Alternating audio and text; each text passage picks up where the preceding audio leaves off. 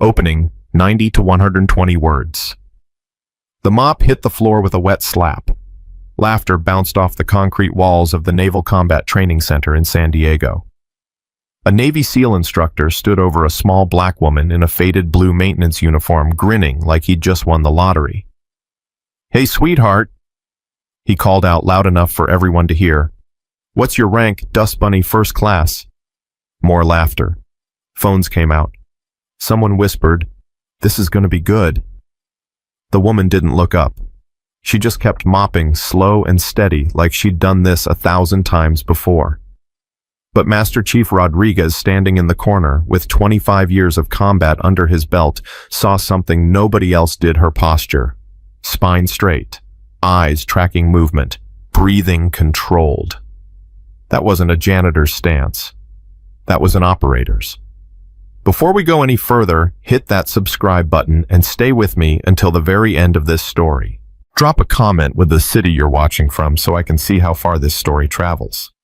Trust me, you don't want to miss what happens next. Sarah Chen had been invisible for 43 days. 43 days of mopping floors, emptying trash cans, and scrubbing toilets while men in crisp uniforms walked past her like she didn't exist. 43 days of keeping her head down, her mouth shut, and her past buried so deep it might as well have been classified. Which technically it was. The Naval Combat Training Center in San Diego was one of the most elite facilities in the country. SEALs trained here. Special operators refined their skills here. Legends were born here. And Sarah Chen. She cleaned up after them. Nobody knew her name. Nobody cared. To them, she was just another face in a long line of contractors who kept the base running while the real warriors did the real work. That's exactly how she wanted it. Until Instructor Drake decided to make her his entertainment. It started small. Comment here. A joke there. Nothing she hadn't heard before. Sarah had spent 15 years in the military, 12 of them in combat zones, and she'd learned early on that some men saw a woman and thought they had permission to speak without thinking. But Drake. He wasn't just careless. He was cruel. "Yo, cleaning lady," he'd call out during drills, his voice echoing across the training bay. "You miss a spot over here. Come on, hustle up." His buddies would laugh. The younger recruits would glance over, unsure whether to join in or stay quiet. Most stayed quiet. Sarah would just nod, pick up her mop, and move to wherever he pointed. No argument, no eye contact, no reaction. That's what drove him crazy. Drake was used to getting reactions. He was 6'3", 220 pounds of muscle and ego, with a SEAL trident tattooed on his forearm and a chip on his shoulder the size of a Humvee. He'd done 3 tours in Afghanistan, 2 in Iraq, and came back with enough stories to fill a bar every Friday night. He was the kind of guy who needed people to know he was important. And Sarah, she made him feel invisible. "Chief, you seeing this?" Petty Officer Daniels muttered, watching Drake toss a wadded-up paper towel at Sarah's back. Master Chief Rodriguez didn't answer right away. He stood near the equipment lockers, arms crossed, eyes tracking the scene like a sniper calculating wind speed. Rodriguez had been in the Navy since before half these kids were born. He'd served with men who became admirals and men who never made it home. He knew how to read people, not just what they said, but what they didn't say. And Sarah Chen, she wasn't saying a damn thing. But her body language was screaming. The way she moved, efficient, economical, no wasted motion. The way she positioned herself in the room, always near an exit, always with a clear line of sight to the door. The way she held the mop, firm grip, balanced stance like it was a rifle instead of a cleaning tool. Rodriguez had seen that posture before. In Fallujah, in Kandahar, in places where hesitation meant death and awareness meant survival. That wasn't a janitor. That was someone who'd been trained to survive. "Maybe we should say something," Daniels pressed. Rodriguez shook his head. "Not yet." "But Chief," I said, "not yet." Rodriguez's voice was quiet, but it carried weight. "Let it play out."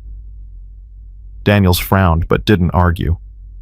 You didn't argue with Rodriguez, not unless you wanted to end up running laps until your legs gave out. But Rodriguez wasn't watching because he wanted entertainment. He was watching because something didn't add up. Sarah Chen had appeared on base 43 days ago with a contractor badge, a background check that came back clean, and a work ethic that put most sailors to shame. She showed up early, stayed late, and never complained. Most contractors were here for the paycheck. They did the bare minimum and clocked out the second their shift ended. Not Sarah.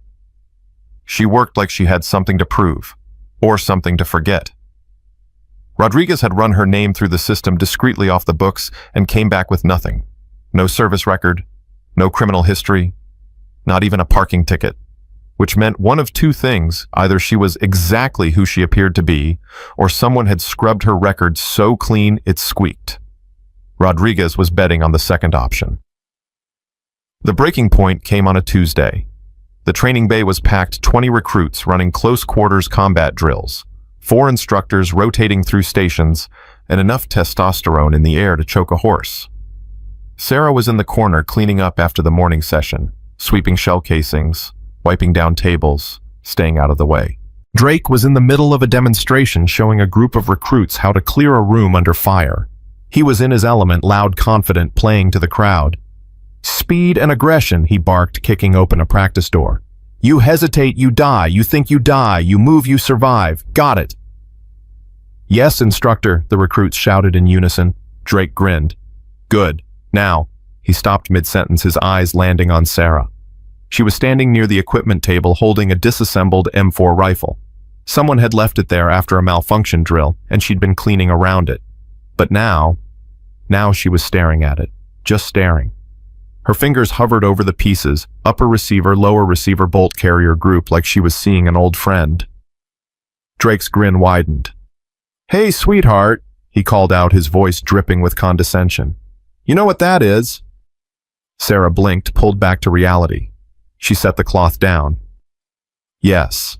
"Yeah, what's it called?" "M4 carbine. Gas-operated magazine fed. Standard issue." Drake's grin faltered, just for a second. But he recovered fast. "Well, look at that. Cleaning lady knows her guns." He turned to the recruits. "You hear that, boys? Maybe we should hire her as an instructor." Laughter rippled through the room. Sarah didn't laugh. She didn't even smile. She just stood there, hands at her sides, posture perfect. Drake walked over, slow and deliberate. He picked up the disassembled rifle and held it out. "Tell you what," he said. "You put this together faster than I can, I'll buy you dinner." More laughter. "Drake, come on, man," Daniels muttered. "Leave her alone." Drake ignored him. "What do you say, sweetheart? You up for it?" Sarah looked at the rifle, then at Drake, then at the 20 pairs of eyes watching her. For 43 days, she'd been invisible. For 43 days, she'd kept her head down and her past buried. But something in Drake's voice, something in the way he stood there smug and superior, like he owned the world, and she was just renting space in it, made a decision for her. "Okay," she said quietly. Drake blinked. "What?" I said, "Okay." The room went silent. Drake stared at her for a long moment like he was trying to figure out if she was serious. Then he laughed, a short, sharp bark of disbelief. "You're kidding." "No." "You really think you can?" "Yes." Drake's smile faded. He glanced at the recruits, then back at Sarah. "Fine. You're on." He set the rifle parts on the table. "Standard field strip. 60 seconds. You ready?" Sarah stepped forward. "Ready." Rodriguez straightened. Daniels leaned in. Even the recruits stopped fidgeting. "On your mark," Drake said, pulling out his phone. "Get set. Go." Sarah's hands moved. Not fast, not frantic, just smooth, practiced, automatic. Upper receiver, lower receiver, bolt carrier group, charging handle, buffer spring, click, slide, lock. The rifle came together like it had never been apart. Drake stared at his phone. 47 seconds. Silence. "Do it again," Drake said, his voice tight. Sarah didn't argue. She disassembled the rifle, set the parts down, and waited. "Go." This time, she didn't look at the pieces. She just moved. muscle memory taking over. Her hands knew where everything went before her brain caught up. Click, slide, lock. 39 seconds. The silence was deafening. Drake's face went red. Who the hell are you? Sarah looked at him, really looked at him. And for the first time in 43 days, she let him see her. Not the janitor, not the contractor, not the invisible woman in the faded blue uniform. The operator. Nobody, she said softly. Just somebody who knows how to do her job. You think that's impressive? Wait until you see what happens when they find out who she really is. Drake opened his mouth to respond, but before he could, the door to the training bay slammed open. Security Chief Anderson stormed in, flanked by 2 MPs. His face was set in a hard line, and his hand rested on the sidearm at his hip. Sarah Chen, he barked. Step away from the table, now. Sarah froze. Rodriguez stepped forward. Chief, what's going on? Anderson ignored him. Ma'am, I need you to come with me. We have some questions. Questions about what? Rodriguez demanded. That's classified. Classified? Rodriguez's voice rose. She's a contractor. What the hell is classified about a janitor? Anderson's jaw tightened. That's above your pay grade, Master Chief. Sarah didn't move. Her eyes flicked to the door, calculating distances, exits, options. Old instincts kicking in. Anderson noticed. His hand tightened on his sidearm. Ma'am, I'm not going to ask again. Come with me. Voluntarily. Or we do this the hard way. For a long, tense moment, nobody moved. Then Sarah nodded. Okay. She stepped away from the table, hands visible, posture non-threatening. But Rodriguez saw the way her eyes tracked Anderson's every move, the way her weight shifted to the balls of her feet. She was ready. For what he didn't know. But she was ready. As the MPs moved to flank her, Drake finally found his voice. Wait, he said. What did she do? Anderson turned his expression cold. That's need to know, and you don't need to know. He gestured to the MPs. Let's go. They led Sarah toward the door. The recruits parted like water, staring. Daniels looked at Rodriguez, his face pale. Chief, should we? Stay here, Rodriguez said. His voice was calm, but his mind was racing. Something was very, very wrong. They took Sarah to a small interrogation room on the far side of the base. Concrete walls, metal table, 2 chairs, 1 camera in the corner blinking red. Anderson sat across from her, hands folded. The MPs stood by the door. Do you know why you're here? Anderson asked. Sarah said nothing. We received a complaint. Serious allegations. Allegations that you're not who you claim to be. Still nothing. Anderson leaned forward. The complaint came from Admiral Reeves's office. His aide, Jessica Park, flagged your background check. Said there were inconsistencies. Gaps. Things that don't add up. He slid a folder across the table. Care to explain? Sarah glanced at the folder but didn't touch it. Anderson's eyes narrowed. You're not making this easy. I don't have to make it easy, Sarah said quietly. I haven't done anything wrong. Then why is your service record blank? Silence. Why is there no record of you before 3 months ago? Silence. Why does a janitor know how to field strip an M4 in under 40 seconds? Sarah met his eyes. Maybe I'm just good at my job. Anderson slammed his hand on the table. Don't play games with me. I've been doing this for 20 years. I know when someone's hiding something. Then you should also know when someone's telling the truth. Anderson stared at her. Then he sat back, crossing his arms. You're not leaving this room until I get answers. Sarah smiled, small, sad, tired. Then we're going to be here a while. Anderson thinks he's in control. But he has no idea who he's dealing with. And when the truth comes out, the entire base is about to be silenced. Back in the training bay, Rodriguez was on the phone. I need a favor, he said, his voice low. Run a name for me. Off the books. Deep search. The voice on the other end hesitated. Rodriguez, you know, I can't. I wouldn't ask if it wasn't important. A long pause. What's the name, sir? Sarah Chen. Contractor. Naval Combat Training Center, San Diego. Give me an hour. Rodriguez hung up and turned to Daniels. Get the recruits out of here. Cancel the afternoon drills. Chief, what's going on? I don't know yet, but something's not right. Daniels hesitated. You think she's dangerous? Rodriguez thought about the way Sarah moved, the way she'd assembled that rifle, the way she'd looked at Anderson like she was calculating how fast she could disarm him. No, Rodriguez said slowly. I think she's the opposite of dangerous. What's the opposite of dangerous? Rodriguez didn't answer. He just walked toward the door, his mind churning. Who the hell are you, Sarah Chen? An hour later, Rodriguez's phone buzzed. He stepped outside away from the noise of the training bay and answered. Talk to me. The voice on the other end was quiet, too quiet. Rodriguez, where did you get this name? Why? What did you find? A pause. Nothing. What do you mean nothing? I mean nothing. No service record, no employment history, no tax returns, no social media, no nothing. It's like she didn't exist before 3 months ago. Rodriguez's stomach tightened. That's impossible. I know, so I dug deeper. Pulled some strings. Called in a few favors. Another pause. Rodriguez, this is above my clearance. Way above. What are you saying? I'm saying the only reason a record is this clean is if someone with serious juice scrubbed it.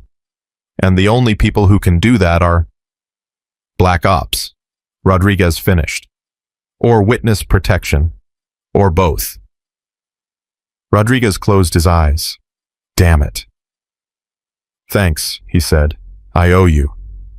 Rodriguez, be careful. If she's who I think she is, there are people who don't want her found. The line went dead. Rodriguez stood there for a long moment staring at the concrete beneath his feet. Then he turned and headed toward the security office.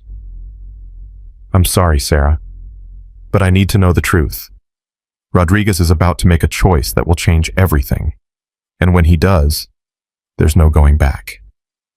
The interrogation room was cold. Sarah sat perfectly still, her hands resting on the table, her breathing slow and even. She'd been in worse situations, much worse. This was just another test. Anderson had been pacing for the last 10 minutes, throwing questions at her like grenades. Where are you from? What's your real name? Who sent you? Sarah answered some, ignored others, let the silence do the work.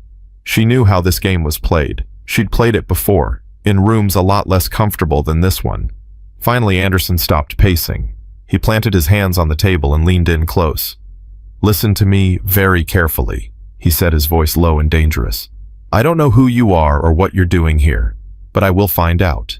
And when I do, if you've done anything to compromise the security of this base, I will personally make sure you spend the rest of your life in a cell so deep they'll forget you exist. Sarah looked up at him. Her expression didn't change. Are we clear? Anderson demanded. Before Sarah could answer, the door opened. Captain Hawthorne walked in. Anderson straightened immediately. Sir, I didn't... Outside, Hawthorne said. His voice was calm, but there was steel underneath. Now. Anderson hesitated, then nodded. He shot Sarah one last look before following Hawthorne into the hallway. The door closed behind them. In the hallway, Hawthorne turned to Anderson, his face unreadable. What the hell do you think you're doing? Anderson blinked. Sir, I received a complaint from Admiral Reeves' office. I know about the complaint. Then you know she's a security risk. I know, Hawthorne said slowly, that you just detained a decorated combat veteran without cause. Anderson froze. What? Hawthorne pulled a file from under his arm and handed it to him. Read. Anderson opened the file. His eyes scanned the first page, then the second, then the third. His face went pale. This can't be right, he whispered. It's right. But read the rest. Anderson flipped through the pages. His hands started to shake. Commander Sarah Chen, SEAL Team 3, Task Force Phoenix, Navy Cross, 3 Bronze Stars with Valor, Silver Star, Purple Heart. Sweet Jesus, Anderson breathed. Hawthorne took the file back. Now do you understand?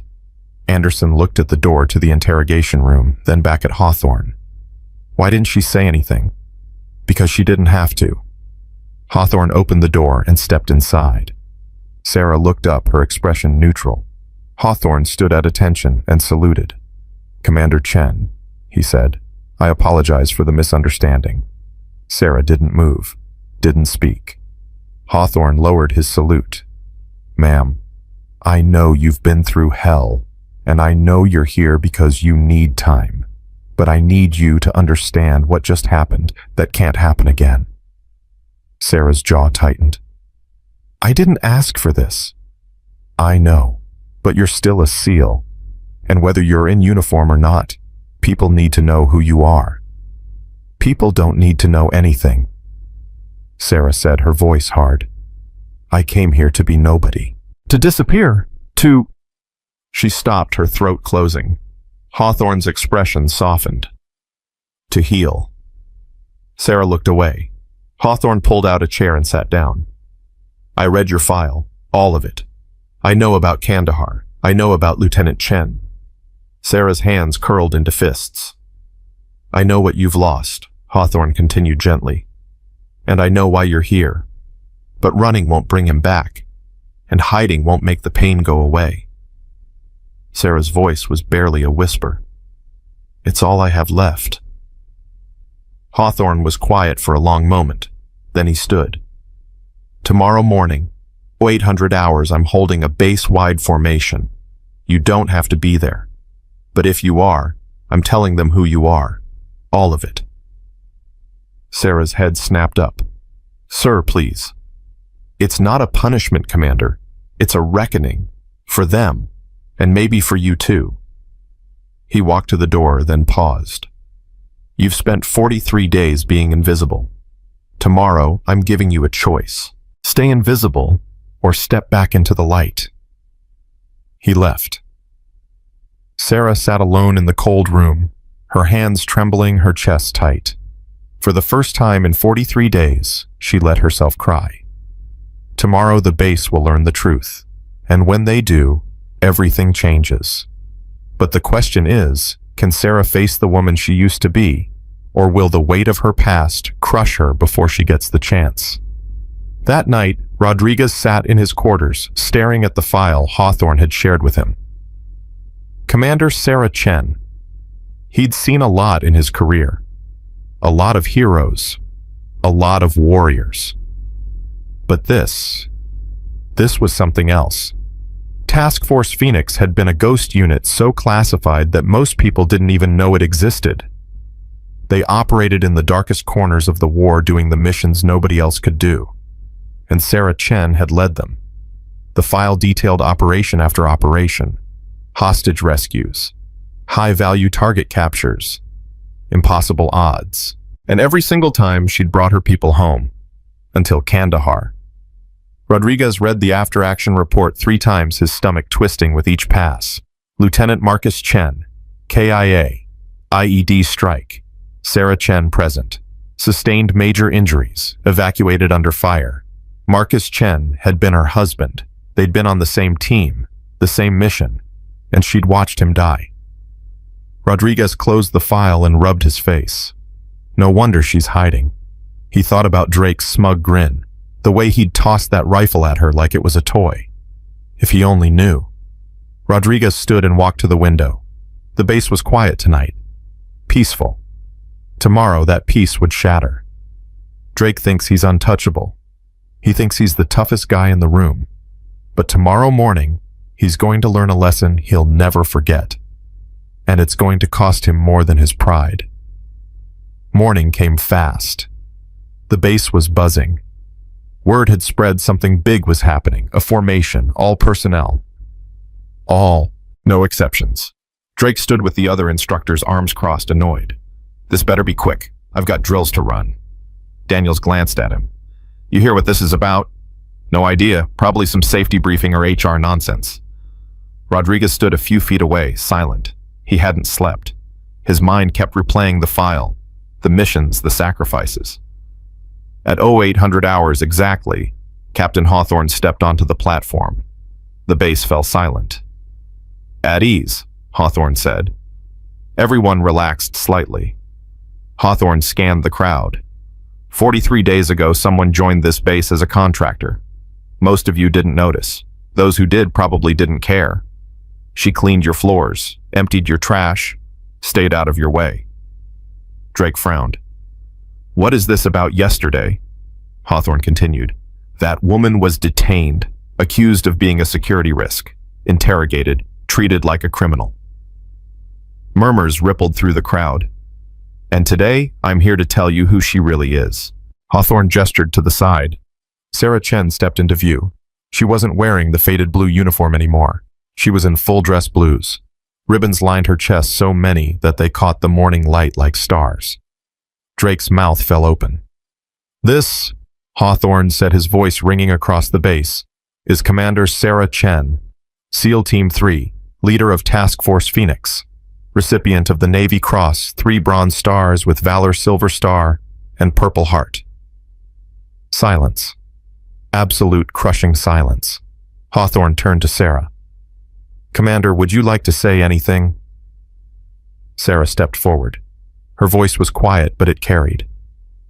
For 43 days, I've been invisible. I chose that. I needed that. She paused. But yesterday, someone decided I didn't have the right to choose. Someone decided that because I looked a certain way or acted a certain way, I must be a threat. Her eyes found Drake. He couldn't look away. I don't blame you, Sarah said. You didn't know. But you should have asked. You should have respected me enough to see me as more than a punchline. Drake's face went red. I'm not here to embarrass anyone, Sarah continued. I'm here because someone decided I needed to be reminded of who I am, and maybe you need to be reminded too. She stepped back. Hawthorne saluted her. Commander. She returned the salute. Then one by one, every sailor on that base, Drake included, stood at attention and saluted. Sarah stood there, tears streaming down her face, and for the first time in 43 days, she didn't feel invisible. She felt seen. The salute held for 30 seconds. 30 seconds of silence so thick it pressed against Sarah's chest like a physical weight. 30 seconds of every sailor on that base standing at attention, hands raised, eyes forward. 30 seconds that felt like a lifetime. When Hawthorne finally lowered his hand, the rest followed. But nobody moved. Nobody spoke. They just stood there staring at the woman they'd ignored for 43 days. Sarah's jaw tightened. She wanted to run. Every instinct screamed at her to turn around and disappear back into the shadows where she'd been safe, where she'd been nobody. But her feet wouldn't move. Hawthorne stepped down from the platform and walked toward her. His voice was low enough that only she could hear. You did good, Commander. Sarah shook her head. I didn't do anything. You showed up. That's more than most people could do. He gestured toward the crowd. They need a minute to process this. Give them that. Then we'll talk about what comes next. There is no next. Sarah said, her voice tight. I'm not staying. Hawthorne's expression didn't change. We'll see. He walked away, leaving Sarah standing alone in front of hundreds of eyes. She thought the hard part was over. She was wrong. Because in 60 seconds, someone in that crowd is going to do something that changes everything. Drake stood frozen, his mind racing. Commander, SEAL Team 3, Task Force Phoenix. The words kept looping in his head like a broken record. He'd served with SEALs before, trained alongside them, respected the hell out of them, and he'd just spent 2 weeks mocking one. His stomach twisted. Daniels elbowed him. Dude, you okay? Drake didn't answer. He was staring at Sarah, at the ribbons on her chest, at the way she held herself like she was carrying the weight of the world and refusing to let it break her. He'd seen that look before, in mirrors, after bad missions, after losing brothers. I need to... Drake started, but his voice cracked. Don't, Daniels warned. Not here, not now. I have to. Before Daniels could stop him, Drake stepped forward. The crowd parted. Every head turned. Sarah's eyes found his, and for a moment Drake saw something in them that made his chest tighten. Not anger, not hate, just exhaustion. Drake stopped 3 feet away, his hands clenched and unclenched at his sides. "Ma'am," he said, his voice rough. "I don't," Sarah said quietly. Drake blinked. "Ma'am, don't apologize. Not here, not in front of them. But you didn't know." Sarah's voice was steady, but there was an edge to it. "You made assumptions. You were wrong. That's on you. But I don't need your apology." Drake's face burned. "Then what do you need?"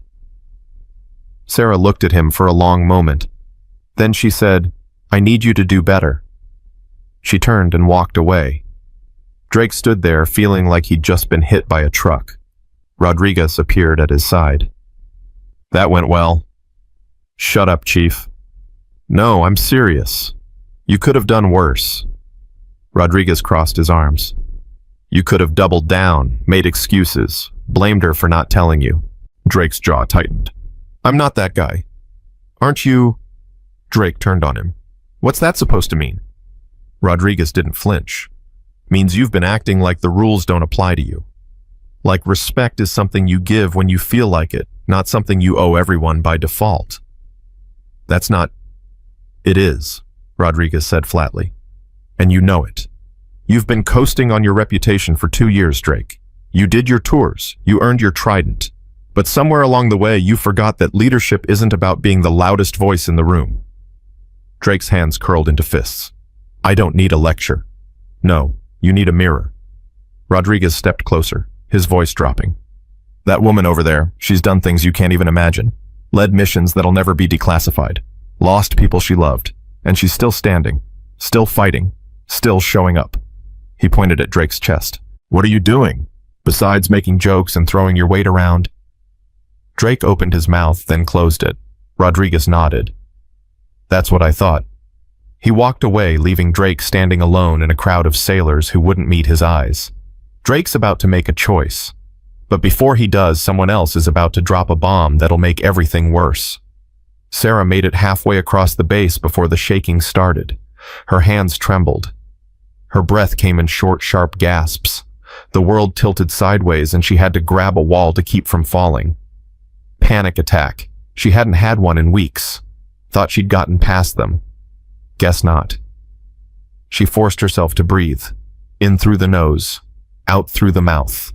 Count to 4. Hold. Count to 4. Release. The technique didn't help. Her vision blurred. Her chest tightened. The walls closed in. Then a voice cut through the noise. "Commander?" Sarah looked up. Master Chief Rodriguez stood a few feet away, his expression unreadable. "You need to sit down," he said. "I'm fine." "You're not." Rodriguez stepped forward, his voice gentle. "And that's okay. You don't have to be fine." Sarah's legs gave out. Rodriguez caught her before she hit the ground. He guided her to a bench, then sat beside her, his presence solid and steady. "Breathe," he said. "Just breathe." Sarah tried, failed, tried again. Slowly the panic receded. Rodriguez didn't say anything. He just sat there waiting. Finally Sarah spoke. "How did you know?" "Know what?" "Who I was, before Hawthorne told everyone." Rodriguez was quiet for a moment. "I didn't. Not for sure. But I suspected." "Why?" "Because you move like an operator. Think like an operator. And when Drake handed you that rifle, you didn't hesitate. You just did what needed to be done." He glanced at her. "That's not something you can fake." Sarah let out a shaky laugh. "I thought I was hiding." "You were. But some things can't be hidden. Not completely." They sat in silence for a while. Then Rodriguez said, "For what it's worth, I'm sorry." Sarah frowned. "For what?" "For not stepping in sooner, with Drake. I saw what was happening and I didn't stop it." "You didn't know." "I knew enough." Rodriguez's voice was hard. "I knew he was out of line. I knew you weren't just some contractor.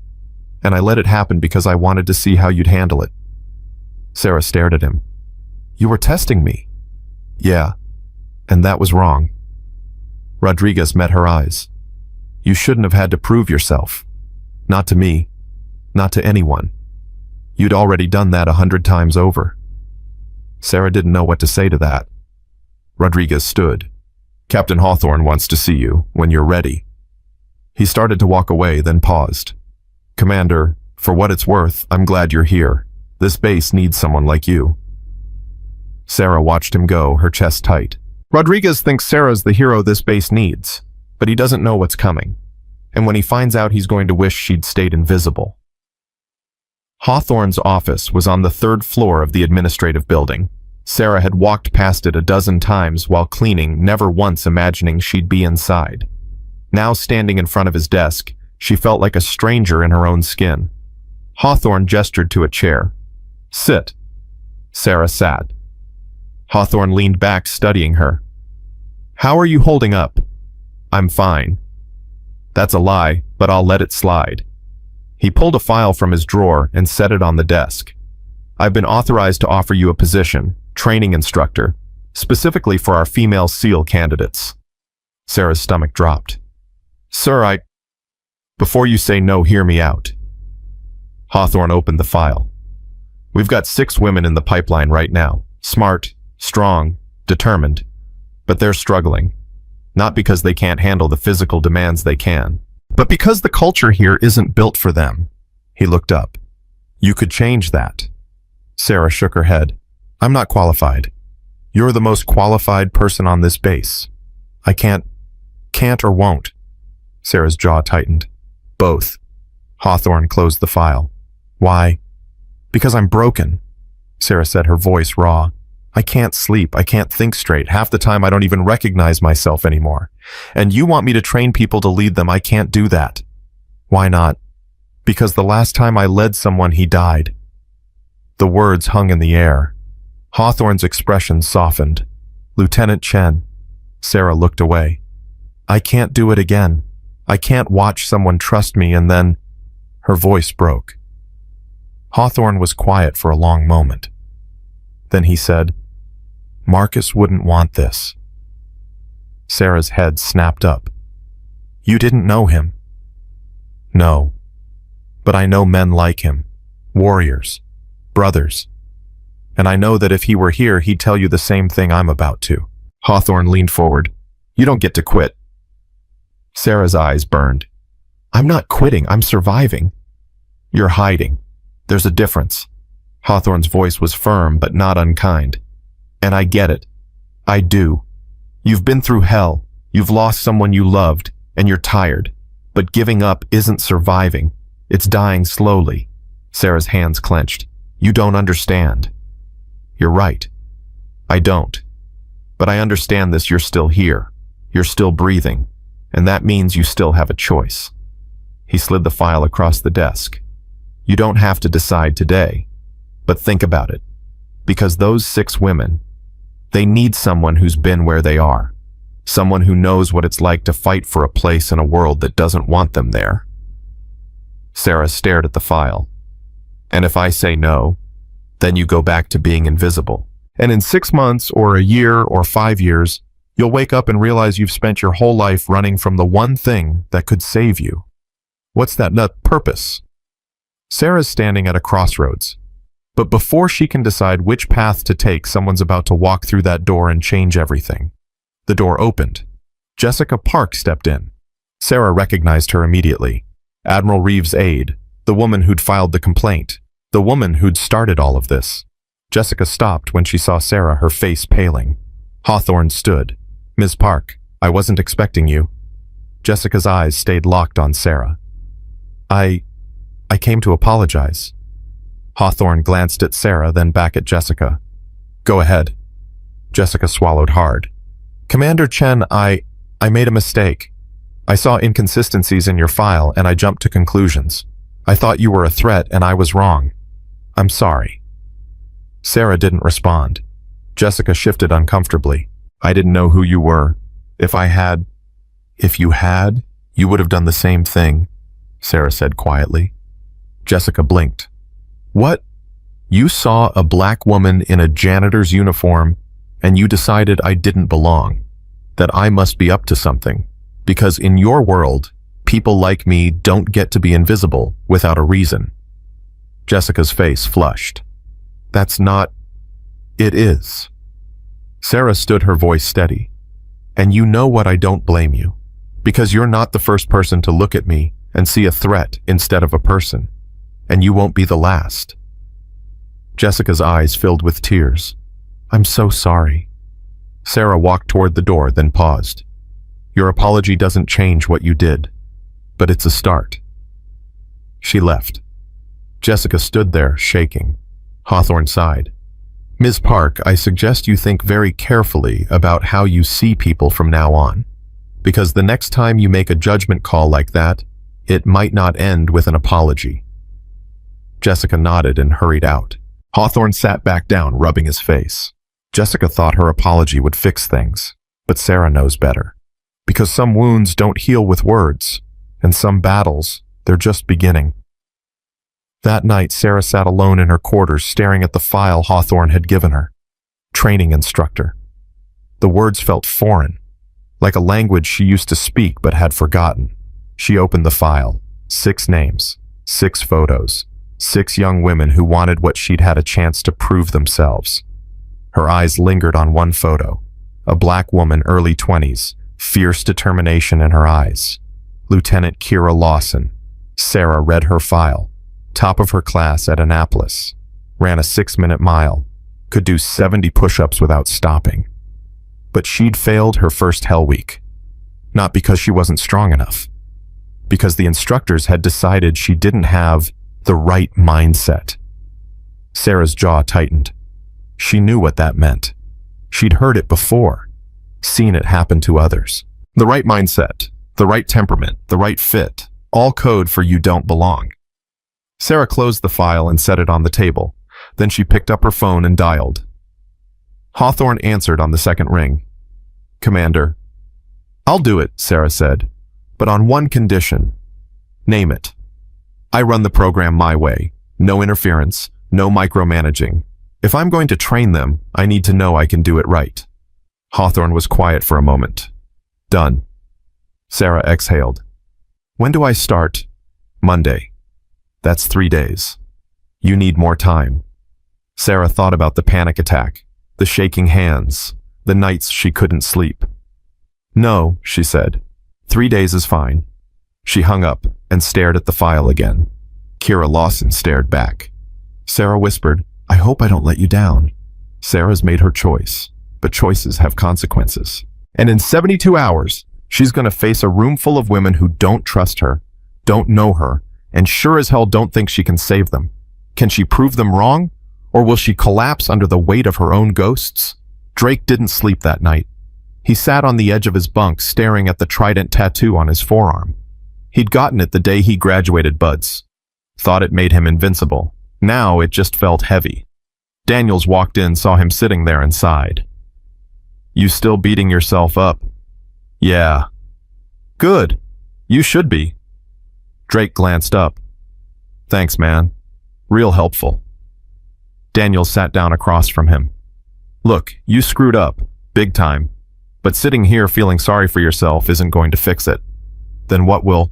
I don't know. Maybe actually learning from it. Drake rubbed his face. I don't even know where to start. Start by not being an asshole. Daniels leaned forward. You've been coasting, dude. Acting like the world owes you something because you did a few tours. But you know what? So did she. And she didn't act like that. Drake's chest tightened. I know. Do you... Because from where I'm sitting, you still think this is about you. About your ego. About your reputation. Daniel's voice hardened. But it's not. It's about her. About what she went through. About the fact that she came here to heal, and you turned her into a punchline. Drake's hands clenched. I didn't know. That's not an excuse. You should have treated her with respect regardless. That's the baseline, not the exception. Drake didn't argue, because Daniels was right. So what do I do? Drake asked quietly. You apologize. For real this time. Not in front of everyone. Not to make yourself feel better. But because you actually mean it. Daniel stood. And then you do better. Every day.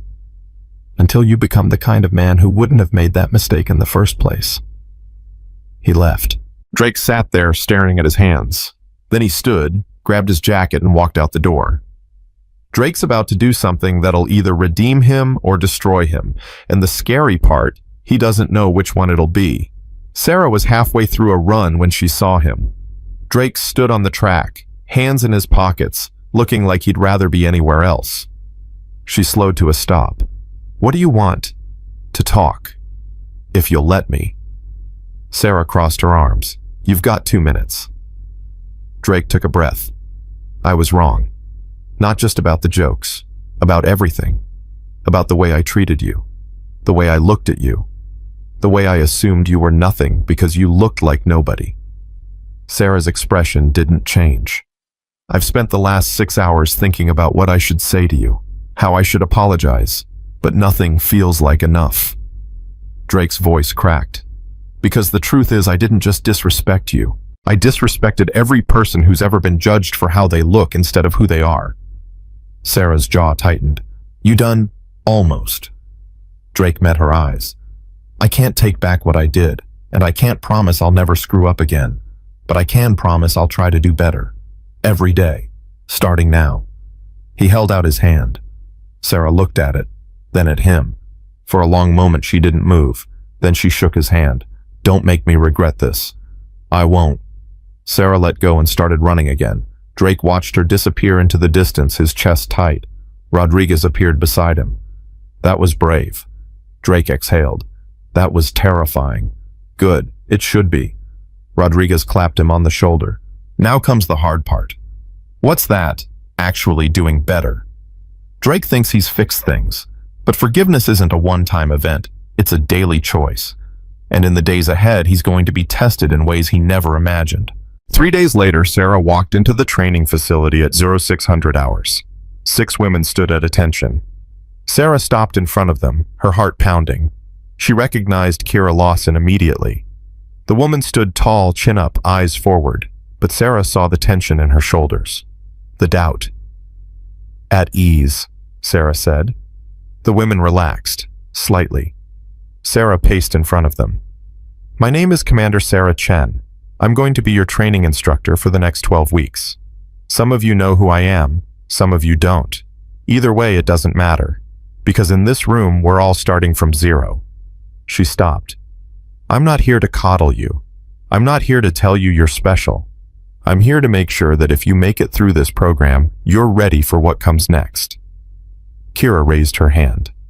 Ma'am, can I ask a question? Go ahead. Why are you doing this? You could be doing anything. Why train us? Sarah looked at her, really looked at her, and saw herself 10 years ago, young, hungry, determined to prove the world wrong. Because someone once told me I didn't belong, Sarah said quietly, and I spent the next 15 years proving them wrong. I'm here to make sure you don't have to do it alone. Kira's eyes shone. Sarah turned to the rest of the group. This won't be easy. Some of you will quit. Some of you will fail. But if you stick with it, if you push through the pain and the doubt and the fear, you'll walk out of here stronger than you ever thought possible. She paused. Questions? No one spoke. Good. Let's get to work. Sarah's finally found her purpose, but just when she thinks she's moving forward, the past is about to come crashing back. And when it does, she'll have to make a choice, keep running, or face the one mission she swore she'd never take again. That night, Sarah returned to her quarters exhausted but alive. For the first time in months, she felt like she was doing something that mattered. She opened her laptop to check emails. One message sat at the top. No subject line, no sender name. Just 3 words in the preview. Phoenix. One more time.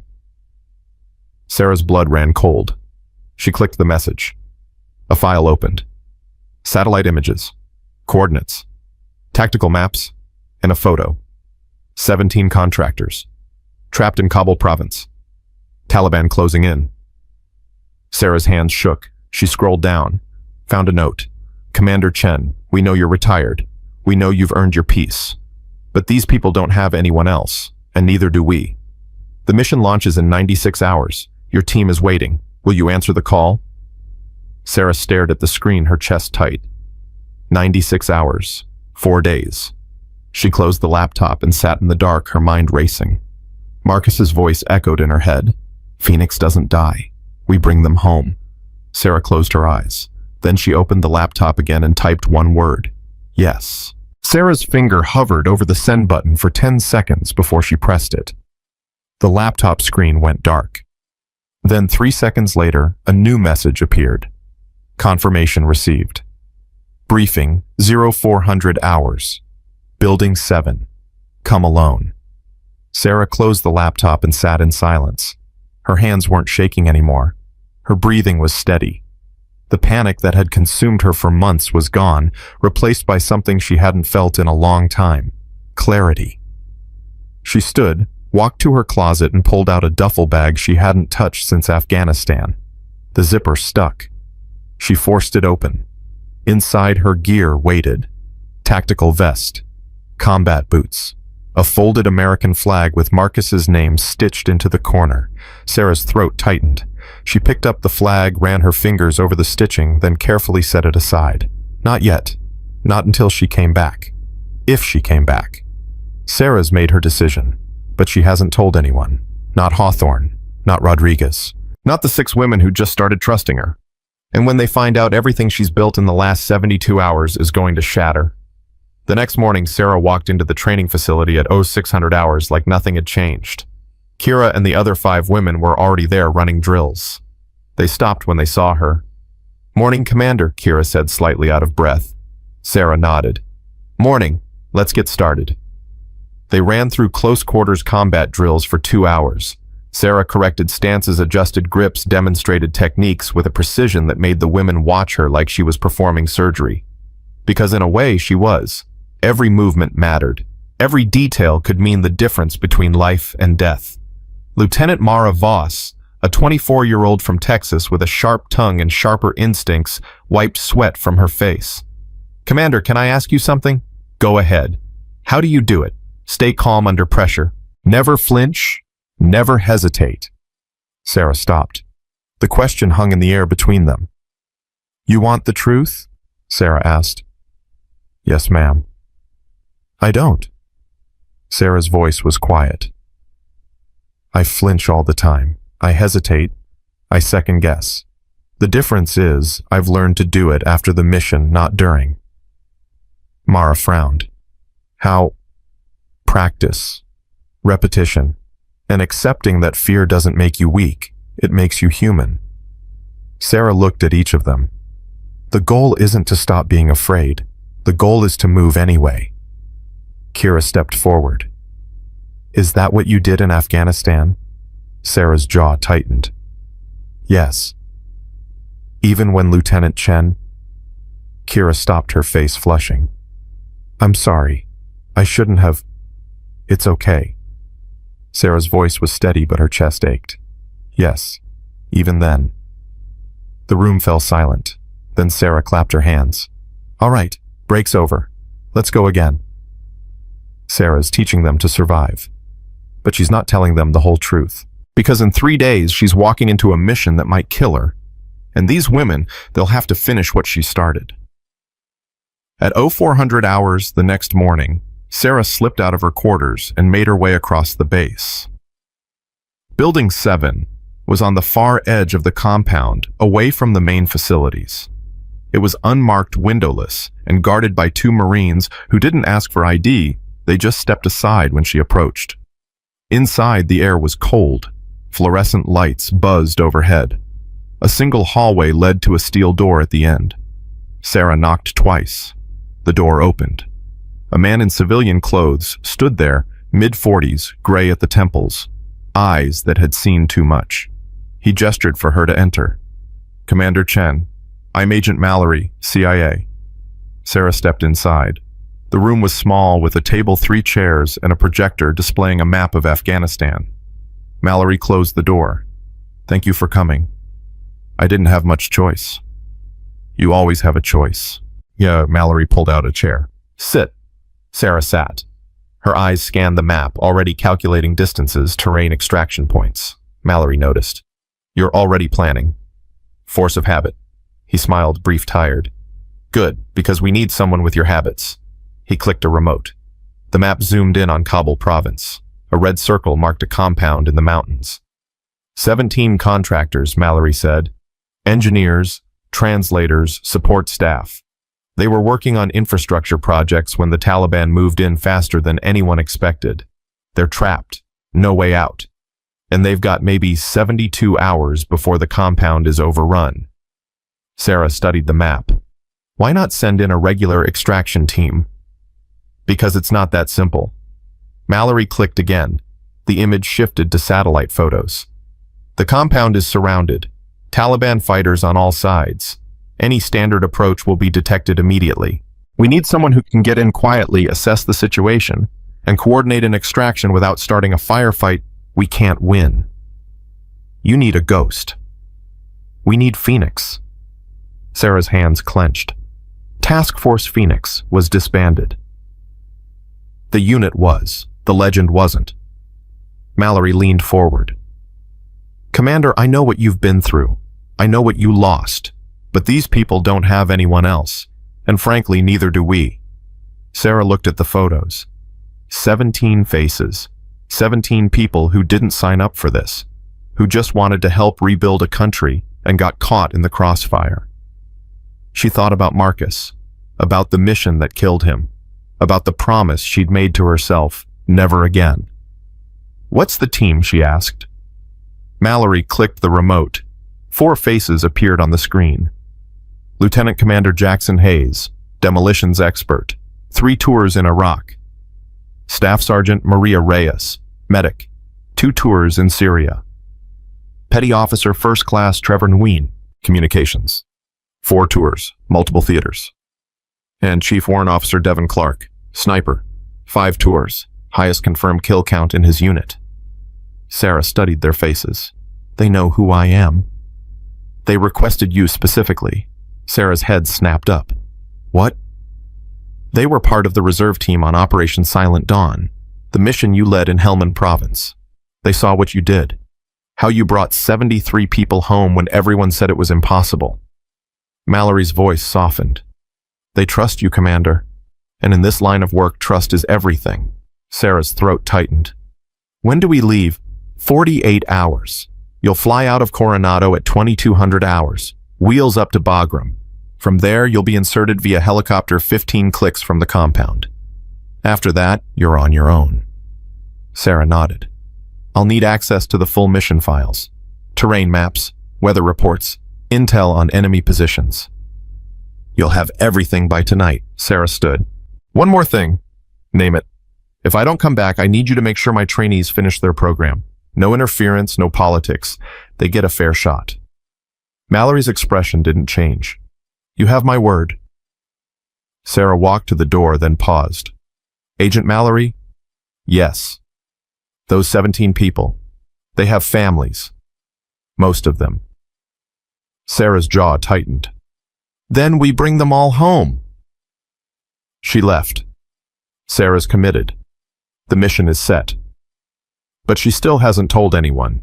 And in 48 hours, when she walks onto that transport plane, someone's going to try to stop her. The question is, will they succeed? That afternoon, Sarah ran her trainees through live fire exercises. Kira hit every target. Mara's groupings were tight. The others were improving. But Sarah's mind was elsewhere, calculating, planning, preparing for a mission that might be her last. Commander, you okay? Kira asked during a break. Sarah blinked. Fine. Why? You seem distracted. Just thinking about next week's drills. Kira didn't look convinced, but she didn't push. After training ended, Sarah walked toward the armory. She needed to check her gear, make sure everything was mission ready. Rodriguez was waiting outside. Commander, he said. Got a minute? Sarah's stomach tightened. Sure. They walked in silence until they were away from the main buildings. Then Rodriguez stopped and turned to face her. You're leaving, he said. It wasn't a question. Sarah's jaw clenched. How did you know? Because I've been doing this long enough to recognize the look. Rodriguez crossed his arms. You've been saying goodbye all day. To your trainees. To the base. To the life you've been trying to build here. Sarah didn't deny it. Where are you going? Rodriguez asked. I can't tell you that. Can't or won't? Both. Rodriguez's expression hardened. Commander, with all due respect, you just spent the last week convincing 6 women that you're not going to abandon them. And now you're about to do exactly that. Sarah's chest tightened. This is different. How? Because people are going to die if I don't go. People are going to die if you do. Rodriguez stepped closer. You're not ready for this. You know you're not. And whatever mission they're sending you on, it's going to break you. Maybe, Sarah said quietly, but it's still my choice to make. Rodriguez stared at her for a long moment. Then he sighed. You're not going to change your mind, are you? No. He nodded slowly. Then at least let me help. Sarah frowned. How?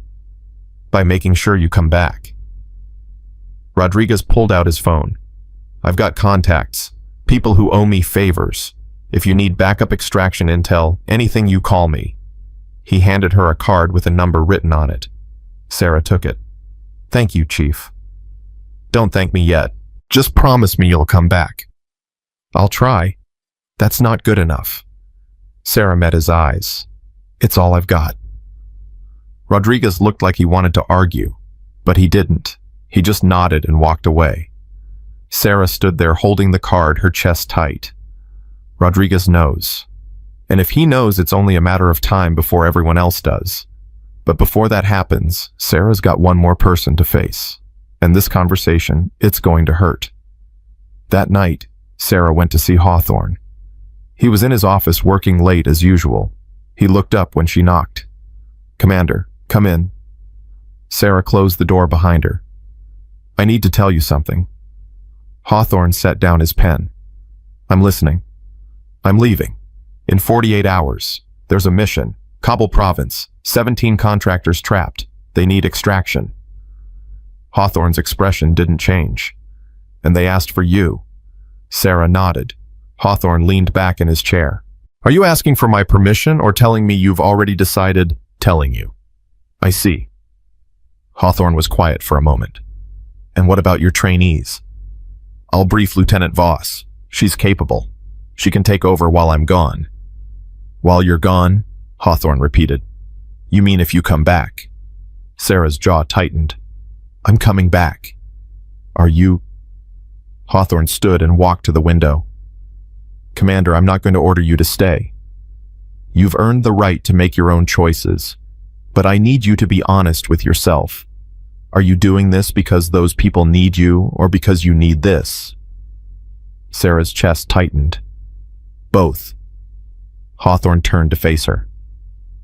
Then understand something. If you go on this mission and you don't come back, those 6 women are going to blame themselves. They're going to think they weren't enough, that you left because you didn't believe in them. That's not true. Doesn't matter. That's what they'll think. Hawthorne's voice softened. You've spent the last week teaching them that they matter, that they belong. Don't undo all of that by disappearing. Sarah looked away. I don't have a choice. You do. You just don't want to make it. Sarah's hands clenched. Those people are going to die. So are you if you're not ready. Hawthorne stepped closer. Commander, I know you think you owe this to Marcus, that if you save these people, it'll somehow make up for losing him. But it won't. No mission will ever bring him back. Sarah's eyes burned. I know that. Do you? Sarah turned toward the door. I leave in 48 hours. I'll file the paperwork in the morning. She walked out before Hawthorne could respond. Hawthorne's right. Sarah knows he's right. But she's going anyway, because some debts can't be paid. They can only be faced. And in 2 days, Sarah's about to face the one mission that's been haunting her since Kandahar. The next day, Sarah gathered her trainees in the briefing room. Listen up, she said. I'm being temporarily reassigned. Lieutenant Voss will be taking over training for the next 2 weeks. Kira's face fell. You're leaving. Just for a little while. Where are you going? Mara asked. Can't say. When are you coming back? Sarah hesitated. 2 weeks. Maybe less. The room was silent. Then Kira stood. Commander, permission to speak freely. Granted. This is bullshit. Sarah blinked. Excuse me. You heard me. Kira's voice shook. You spent the last week telling us we matter, that we're not alone, that you're going to help us get through this, and now you're leaving. This is temporary. You don't know that. Kira's eyes filled with tears. You're going on a mission. We're not stupid. We know what that means. And you're not even telling us the truth. Sarah's jaw tightened. I'm telling you what I can. That's not good enough. It has to be. And Kira shook her head. You're just like everyone else. You say you care, but when it comes down to it, you leave. The words hit Sarah like a punch to the gut. Lawson, stand down, Mara said. No. Kira's voice broke. I trusted her. We all did. And she's walking away. Sarah stepped forward. Lieutenant, I understand you're upset. You don't understand anything. Kira's hands clenched. My whole life, people have looked at me and decided I wasn't worth their time, that I wasn't strong enough, smart enough, good enough, and you were the first person who made me feel like maybe they were wrong, but I guess they weren't. Sarah's chest ached. Kira, don't. Kira turned and walked out. The door slammed behind her. The remaining 5 women stared at Sarah. Sarah closed her eyes. Dismissed. They filed out in silence. Sarah stood alone in the empty room, her heart pounding. Sarah broke Kira's trust, and maybe, just maybe, she broke her own. But it's too late to turn back now. The mission is set. The clock is ticking, and in 24 hours, Sarah's going to walk into hell with a team she's never met and a past she can't escape. That night, Sarah packed her gear in silence. Tactical vest, night vision goggles, medical kit, sidearm, rifle, everything she needed to survive. Everything except a reason to come back. She picked up Marcus's flag and held it against her chest. I'm sorry, she whispered. I know I promised I'd move on, but I can't. Not yet. Not until I finish what we started. She folded the flag and placed it in her locker. Then she grabbed her duffel bag and walked out into the night. Rodriguez was waiting outside. He didn't say anything.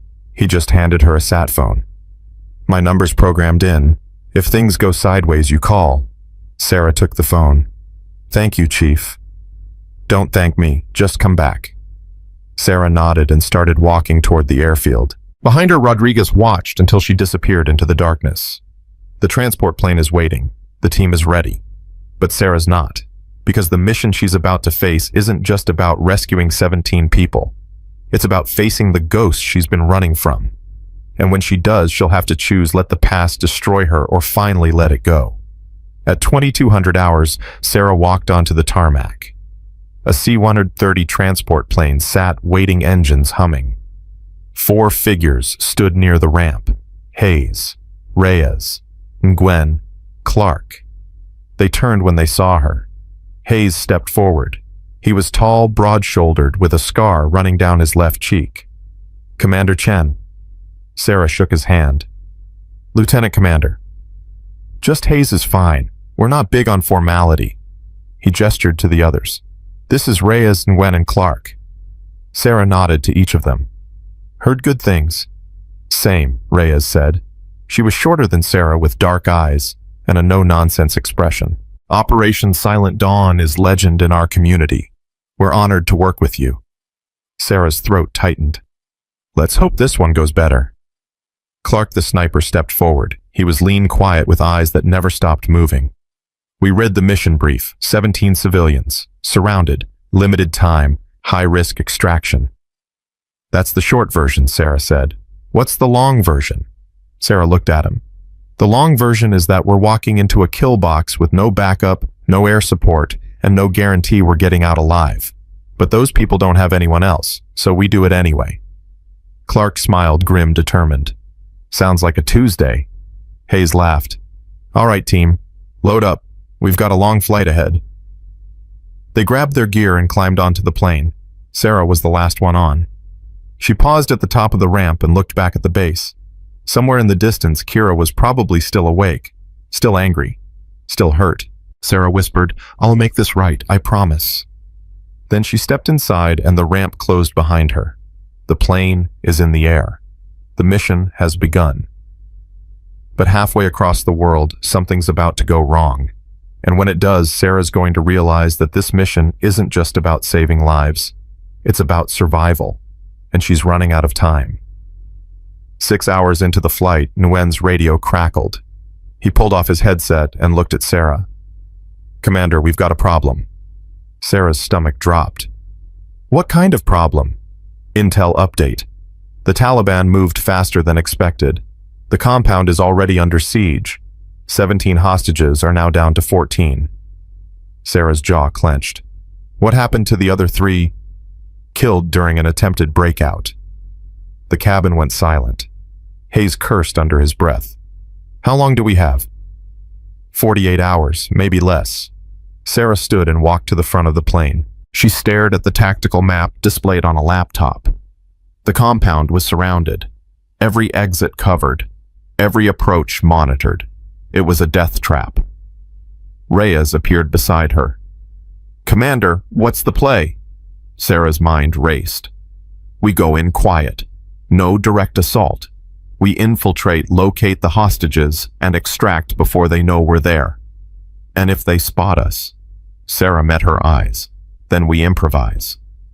Reyes nodded. "Roger that." Sarah turned to the team. "Listen up. This mission just got a lot harder. But we don't have the luxury of backing out. Those people are counting on us. So we do what we do best. We adapt, we survive, and we bring them home." Hayes stood. "You heard the commander. Gear up. We land in 4 hours." The team moved with practiced efficiency, checking weapons, reviewing maps, preparing for the worst. Sarah sat alone, staring at the photo of the hostages. 14 faces. 14 lives. She thought about Kira. About the promise she'd made. About the women she'd left behind. Then she pushed the thoughts away and focused on the mission. Because right now, that's all that mattered. 4 hours until insertion. 14 lives on the line. And Sarah's about to walk into the most dangerous mission of her career. But what she doesn't know is that someone on her team has a secret. And when it comes out, everything she thought she knew about this mission is going to change. The helicopter touched down 15 clicks from the compound at 0200 hours. Sarah and her team jumped out, weapons-ready eyes scanning the darkness. The pilot gave a thumbs up. "Good luck, Commander." "Thanks. We're going to need it." The helicopter lifted off, and the silence of the Afghan night closed in around them. Hayes activated his night vision. "All right, team. Stay tight. Stay quiet. We move in 2x2 formation. Commander, you're with me." They started moving. The terrain was rough, rocky hills, narrow passes, limited visibility, perfect for ambushes. Sarah's senses were on high alert. Every sound, every movement, every shadow could be a threat. After an hour of hiking, Clark signaled for them to stop. "Movement ahead," he whispered. 200 meters. 3 tangos. Sarah pulled out her binoculars. 3 Taliban fighters stood near a ridge, smoking cigarettes and talking. Hayes looked at her. "Your call, Commander." Sarah studied the fighters. If they engaged, the noise would alert the compound. But if they went around, they'd lose time they didn't have. "We go around," Sarah decided. Silent approach. No contact unless necessary. They circled wide, using the terrain for cover. 20 minutes later, they were past the fighters and moving toward the compound. But then Nguyen's radio crackled again. "Commander, we've got a problem." Sarah's chest tightened. "What now?" "Satellite shows increased activity around the compound. Looks like they're preparing for an assault." Sarah cursed. "How long?" 6 hours, maybe less. Hayes turned to her. "We need to move faster." Sarah nodded. "Double time. Let's go." They picked up the pace, pushing through exhaustion and fear, because 14 people were counting on them. and Sarah wasn't about to let them down. They reached the compound perimeter at 4:30 hours, 2 hours before sunrise. Sarah pressed herself against a rock formation and pulled out her binoculars. The compound sat in a valley below 3 buildings arranged in a U-shape, surrounded by a makeshift wall of sandbags and sheet metal. Taliban fighters patrolled the perimeter in groups of 2 rifles slung across their chests, flashlights cutting through the darkness. Hayes crawled up beside her. 12 tangos visible, probably more inside. "At least 20, Sarah whispered. "Maybe 30. Clark positioned himself on a ridge above them, his rifle scope trained on the compound. "I count 14 hostiles on the south side, 6 on the north. The rest are probably guarding the hostages." Reyes checked her medical kit. "Where are they keeping the civilians?" Sarah pointed to the center building. "Intel says they're in the basement. Single entry point, reinforced door. 2 guards stationed outside at all times." Gwen adjusted his comm equipment. "We're not getting in without being detected. The place is too hot." Sarah's mind raced through scenarios. Direct assault suicide, stealth infiltration nearly impossible. Wait for daylight, the hostages would be dead by then. "We create a diversion," Sarah said. Hayes frowned. "What kind of diversion?" "Clark takes out the generator. Lights go dark. Guards panic. We use the chaos to slip in through the north entrance." "That's a hell of a gamble," Reyes said. "You have a better idea." Silence. Hayes nodded slowly. "All right. Clark, can you hit the generator from here?" Clark adjusted his scope. 400 meters. Wind from the east. Temperature drop affecting trajectory. He paused. "Yeah, I can hit it." "Good." Sarah turned to the team. "Once the lights go out, we have maybe 30 seconds before they bring backup power online. Gwen, you jam their communications. Reyes, you're with me. Hayes, you cover our 6. Questions?" "Just one," Hayes said. "If this goes sideways, what's the extraction plan?" Sarah met his eyes. "We fight our way out." Hayes grinned. "I can work with that." The plan is set. But plans don't survive first contact. And in about 60 seconds, everything Sarah thinks she knows about this mission is about to change. Clark settled into position, his breathing slow and controlled. Through his scope, he could see the generator, a diesel unit tucked against the east wall, poorly protected, lazily maintained. "Target acquired," he whispered into his comm. Sarah's voice crackled back. "On my mark. 3, 2, 1. Execute." Clark squeezed the trigger. The rifle kicked against his shoulder. The bullet traveled 400 meters in less than a second and punched through the generator's fuel tank. Sparks erupted, then flames. The compound went dark. Shouts echoed through the valley. Flashlight beams swung wildly. Taliban fighters scrambled, some running toward the fire, others taking defensive positions. "Go, go, go," Sarah hissed. She and Reyes sprinted down the hillside, using the darkness as cover. Hayes followed close behind, his rifle up and ready. They reached the north wall and pressed against it. Sarah could hear voices inside, panicked, confused, barking orders in Pashto. And Gwen's voice came through the comm. "Communications jammed. You've got maybe 2 minutes before they figure it out." Sarah pulled out a breaching charge and planted it on a side door. "Everyone back." They moved. Sarah triggered the charge. The explosion was small but effective. The door blew inward, smoke billowing out. Sarah went in first, rifle raised, sweeping left and right. Empty hallway, concrete walls, bare bulbs hanging from the ceiling, now dark. Hayes moved past her, clearing the next corner. Clear. They moved deeper into the building, their night vision goggles turning everything green and ghostly. Reyes checked each room they passed. Storage. Equipment. Nothing. Then they heard voices below. "Basement," Sarah whispered. They found the stairs and descended. At the bottom, a steel door stood closed, flanked by 2 guards who were arguing in heated Pashto. Sarah raised her hand, signaling the team to hold. She activated her suppressor and took aim. 2 shots. Both guards dropped. Hayes caught one before he hit the ground, easing him down silently. Sarah did the same with the other. She approached the door and pressed her ear against it. Voices inside, crying, Someone praying. The hostages. Sarah tried the handle. Locked. Breaching charge, Hayes whispered. Too loud. They'll know we're here. Sarah pulled out a lockpick kit. Give me 30 seconds. You don't have 30 seconds. Gwen's voice crackled urgently. Backup generator just kicked in. Lights are coming back on, and they're sweeping the building. Sarah's hands moved faster. The lock was old, poorly maintained. The pins clicked into place one by one. Footsteps echoed above them. Commander Reyes warned, almost there. More footsteps. Closer now. The lock clicked open. Sarah pushed the door inward. 14 faces stared back at her, terrified, exhausted, some injured. They were huddled in a corner, their hands bound, their clothes torn and dirty. Sarah lowered her rifle.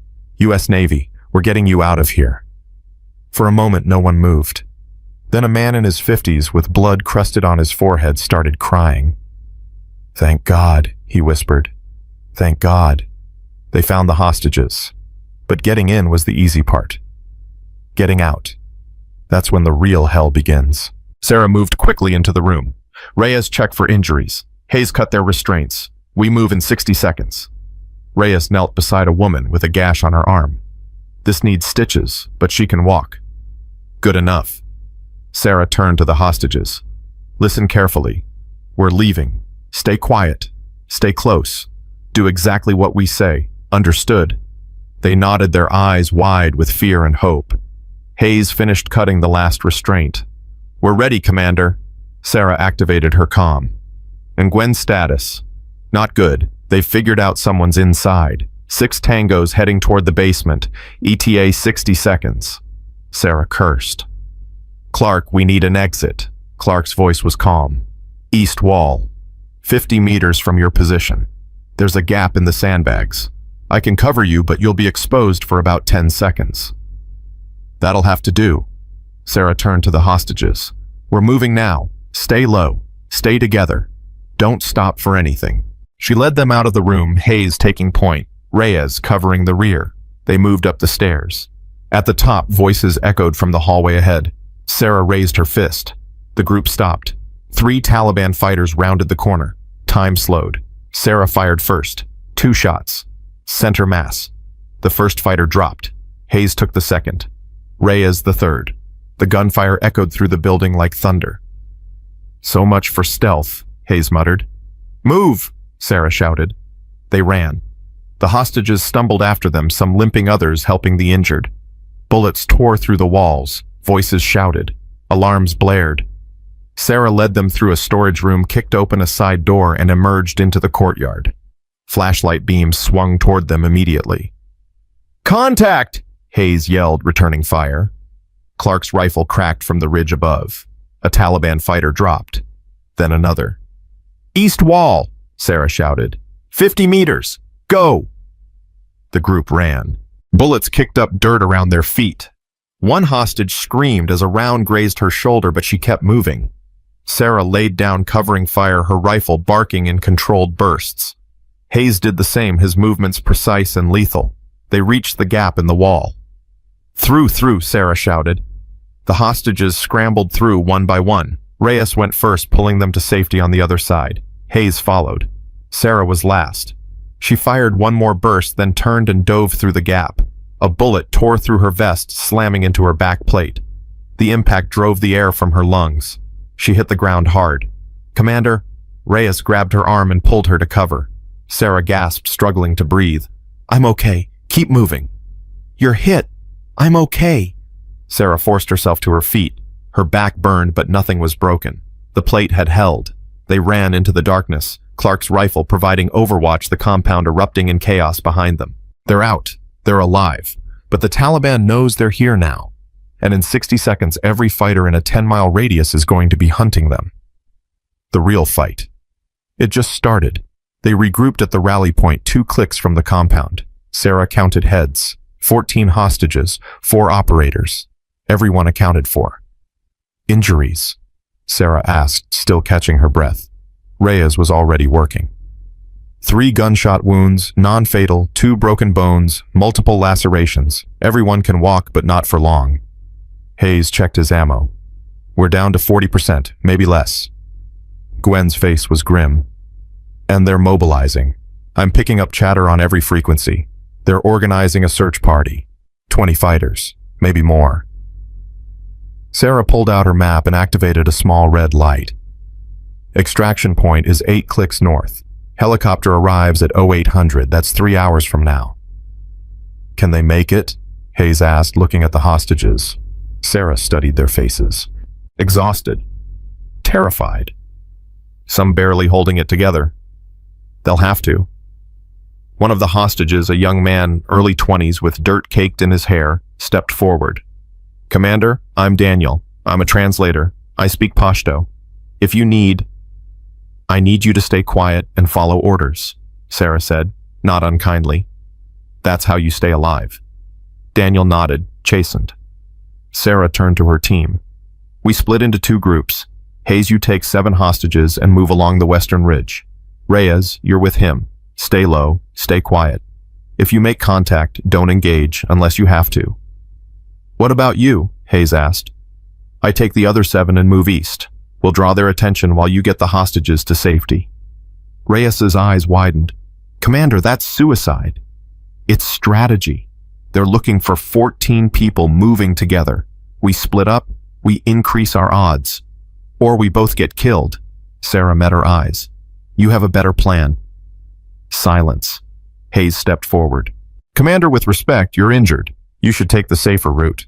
I'm fine. Your backplate took a direct hit. You can barely stand straight. Sarah's jaw tightened. I said I'm fine. Hayes held her gaze for a long moment. Then he nodded. All right, your call. But if you die out here, I'm not explaining it to Rodriguez. Sarah almost smiled. Deal. They divided the hostages. Hayes and Reyes took their group and disappeared into the darkness. Sarah turned to her 7. Let's move. Sarah's plan is risky, but what she doesn't know is that someone in her group isn't who they claim to be. And when the truth comes out, it's going to force Sarah to make the hardest choice of her life. They moved through the night like ghosts. Sarah set a brutal pace, pushing the hostages harder than they thought they could go. Every time someone stumbled, she was there pulling them up, urging them forward. Daniel stayed close to her. Commander, can I ask you something? Now's not the time. When is the time? Sarah glanced at him. What do you want to know? Why'd you come for us? You don't know us. We're just contractors. Nobody important. Sarah's throat tightened. Everyone's important. That's not what I mean. Daniel hesitated. You risked your life for us. Why? Sarah didn't answer right away. She thought about Marcus, about the missions that haunted her, about the promise she'd made to never leave anyone behind. Because someone once did the same for me, she said quietly. Before Daniel could respond, Clark's voice crackled in her ear. Commander, we've got movement, 200 meters south, 5 tangos, heading your direction. Sarah's pulse quickened. Can you take them out? Negative, too many civilians in the line of fire. Sarah cursed. She turned to her group. Everyone down, now.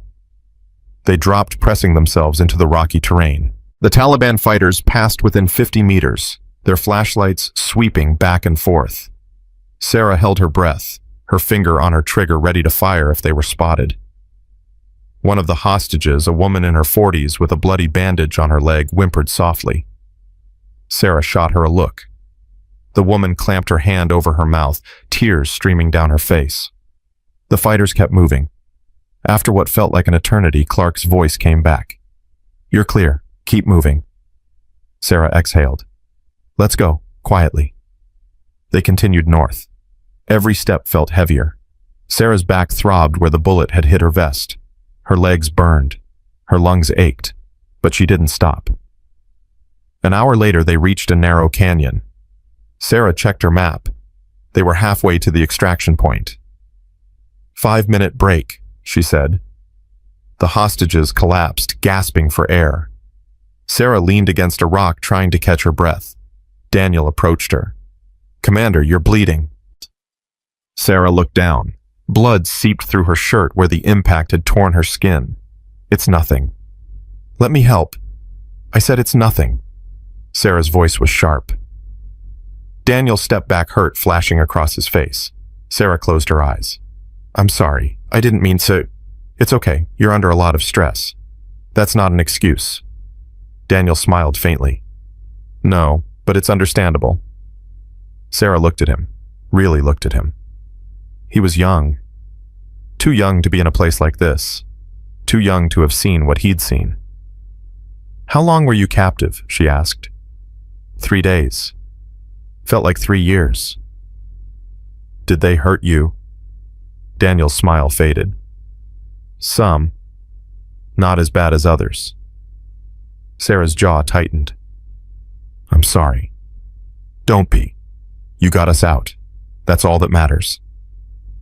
Before Sarah could respond, Nguyen's voice crackled urgently. Commander, we've got a problem. Hayes's group just made contact. 6 tangos. They're pinned down. Sarah's heart stopped. Casualties? Unknown. Comms are spotty, but they need help. Now. Sarah looked at her group, exhausted, injured, barely holding on. Then she looked at the map. Hayes was 3 clicks west. If she went to help, she'd have to leave her group behind. If she didn't go, Hayes and Reyes might die. Sarah's got a choice to make, and no matter what she chooses, someone's not making it out alive. Sarah's mind raced. She activated her comm. Hayes status. Static. Hayes, do you copy? More static. Then Hayes' voice strained and breathless. Commander pinned down, need. The transmission cut out. Sarah cursed. She turned to Clark. Can you see them? Negative. Too far. Too much terrain between us. Sarah looked at her group again. They were staring at her, waiting for her to make a decision. Daniel stepped forward. Go. Sarah frowned. What? Go help them. We'll keep moving north. We'll meet you at the extraction point. You don't know the terrain. You don't have weapons. You'll be slaughtered. Then give me a weapon. Sarah stared at him. You're a translator, not a soldier. I'm also the only one here who speaks the language. If we run into trouble, I can talk our way out. Daniel's voice was steady. You need to save your team. We'll be fine. Sarah's chest tightened. If you die out here, then we die, but at least we'll die trying. Daniel met her eyes. You came for us. Now let us help you. Sarah looked at the other hostages. They nodded one by one. She pulled out her sidearm and handed it to Daniel. 30 rounds. Don't waste them. Follow the map. Stay low. If you see anyone you hide. Daniel took the gun. Thank you, Commander. Sarah nodded. Then she turned and ran west, her body screaming in protest. Her mind focused on one thing. Get to Hayes. Save her team. Sarah just made the hardest call of her career. But what she doesn't know is that Daniel's hiding something. And when she finds out what it is, everything she thought she knew about this mission is going to fall apart. Sarah covered 3 clicks in 20 minutes, pushing herself harder than she'd pushed in years. Her lungs burned. Her legs threatened to give out. Her back felt like it was on fire, but she didn't stop. She reached Hayes's position and dropped behind a rock formation. Bullets tore through the air above her head. Hayes was 30 meters away, pinned behind a boulder, returning fire in controlled bursts. Reyes was beside him, treating a wounded hostage while simultaneously firing her sidearm. 6 Taliban fighters had them surrounded. Sarah activated her comm. Hayes, I'm on your 6. Give me 30 seconds. Hayes didn't respond, but his head turned slightly. He'd heard her. Sarah pulled out a grenade. She calculated the distance, the wind, the blast radius. Then she threw. The grenade sailed through the air and landed in the center of the Taliban position. 3 seconds later, it exploded. The shockwave knocked 2 fighters off their feet. The others scattered, disoriented. Sarah charged. She fired on the move, her rifle bucking against her shoulder. 1 fighter dropped, then another. Hayes saw his opening and moved. He and Reyes grabbed their hostages and ran toward Sarah's position. A Taliban fighter appeared from behind a rock, his rifle aimed at Hayes. Sarah saw him first. She pivoted and fired. The fighter dropped. Hayes reached her. About damn time. You're welcome. Sarah scanned the area. Where are the others? Dead. We lost 3 hostages in the initial ambush. Sarah's stomach twisted. 3. Reyes nodded, her face pale. We couldn't save them. Sarah closed her eyes. 3 more people. 3 more names she'd have to carry. We need to move, Hayes said. Before they regroup, they ran. Behind them, voices shouted in Pashto. More fighters were coming. Sarah activated her comm. Clark, we need extraction. Now. Negative, Commander. Helicopter doesn't arrive for another 90 minutes. We don't have 90 minutes. Then you better find a place to hold out. Sarah cursed. She looked at Hayes. Ideas. There's a cave system 2 clicks north. We can fortify and wait it out. Lead the way.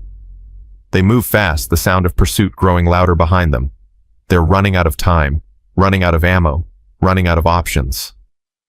But the worst part, they're about to find out that the Taliban isn't their only problem, because someone on this mission has been lying. And when the truth comes out, it's going to cost them everything. They reached the caves and scrambled inside. Hayes immediately started setting up defensive positions. Reyes tended to the wounded. Sarah stood at the cave entrance, her rifle ready, watching the valley below. Flashlight beams swept through the darkness. The Taliban was close. And Gwen set up his equipment. I'm trying to get a signal boost. If I can reach the helicopter, maybe they can come early. How long? Sarah asked. 10 minutes. Maybe less. We don't have 10 minutes. As if to prove her point, gunfire erupted outside. Bullets ricocheted off the cave walls. Hayes returned fire. Contact multiple tangos, 50 meters and closing. Sarah joined him.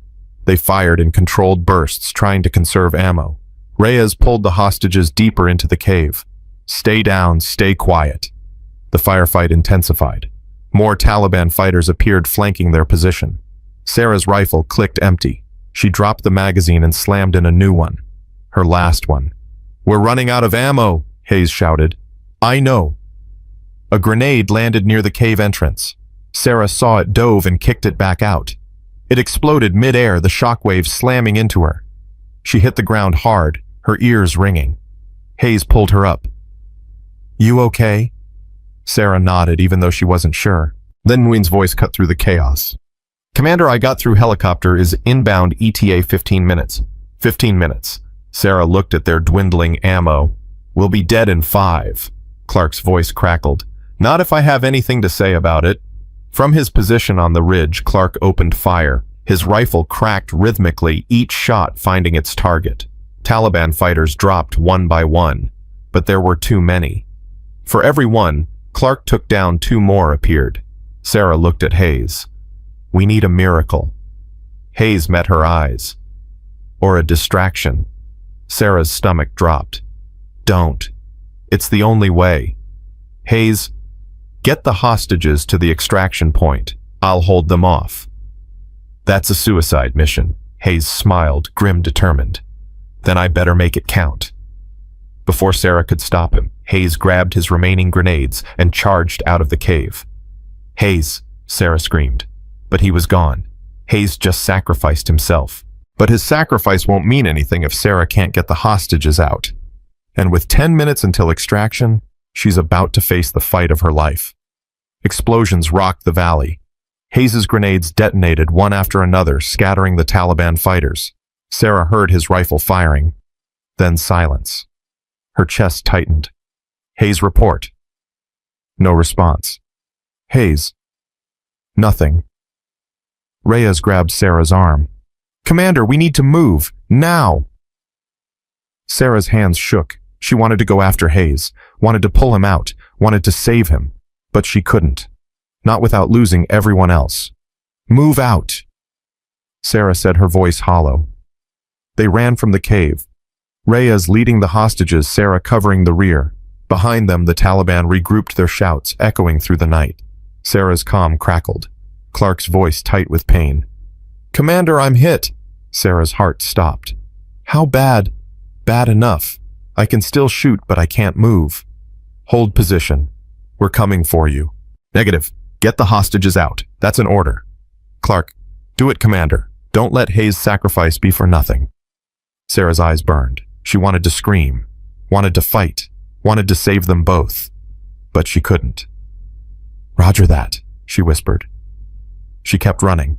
They reached the extraction point with 5 minutes to spare. The hostages collapsed, gasping, crying, some too exhausted to speak. Sarah stood at the perimeter, her rifle raised, scanning for threats, and Gwen set up a signal flare.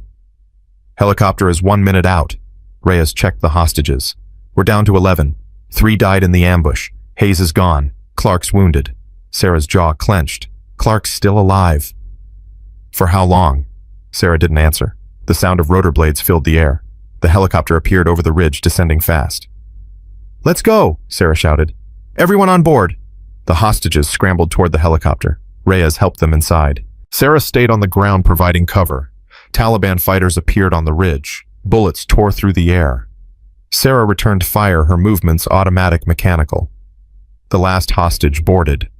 Reyes reached for Sarah. "Commander, let's go." Sarah looked back at the valley. Hayes was out there. Clark was out there. Her brothers. "Commander," Reyes shouted. Sarah turned and climbed aboard. The helicopter lifted off. Below them, the Taliban closed in on their position. Sarah stared down at the battlefield, her chest tight, her hands shaking. They'd saved 11 people, but they'd lost 2. And Sarah would carry that weight for the rest of her life. They made it out. But at what cost? Hayes is dead. Clark's wounded. And Sarah. She's about to return to a base that thinks she's a hero, but she knows the truth. She's not a hero. She's a survivor, and sometimes that's the hardest thing to be.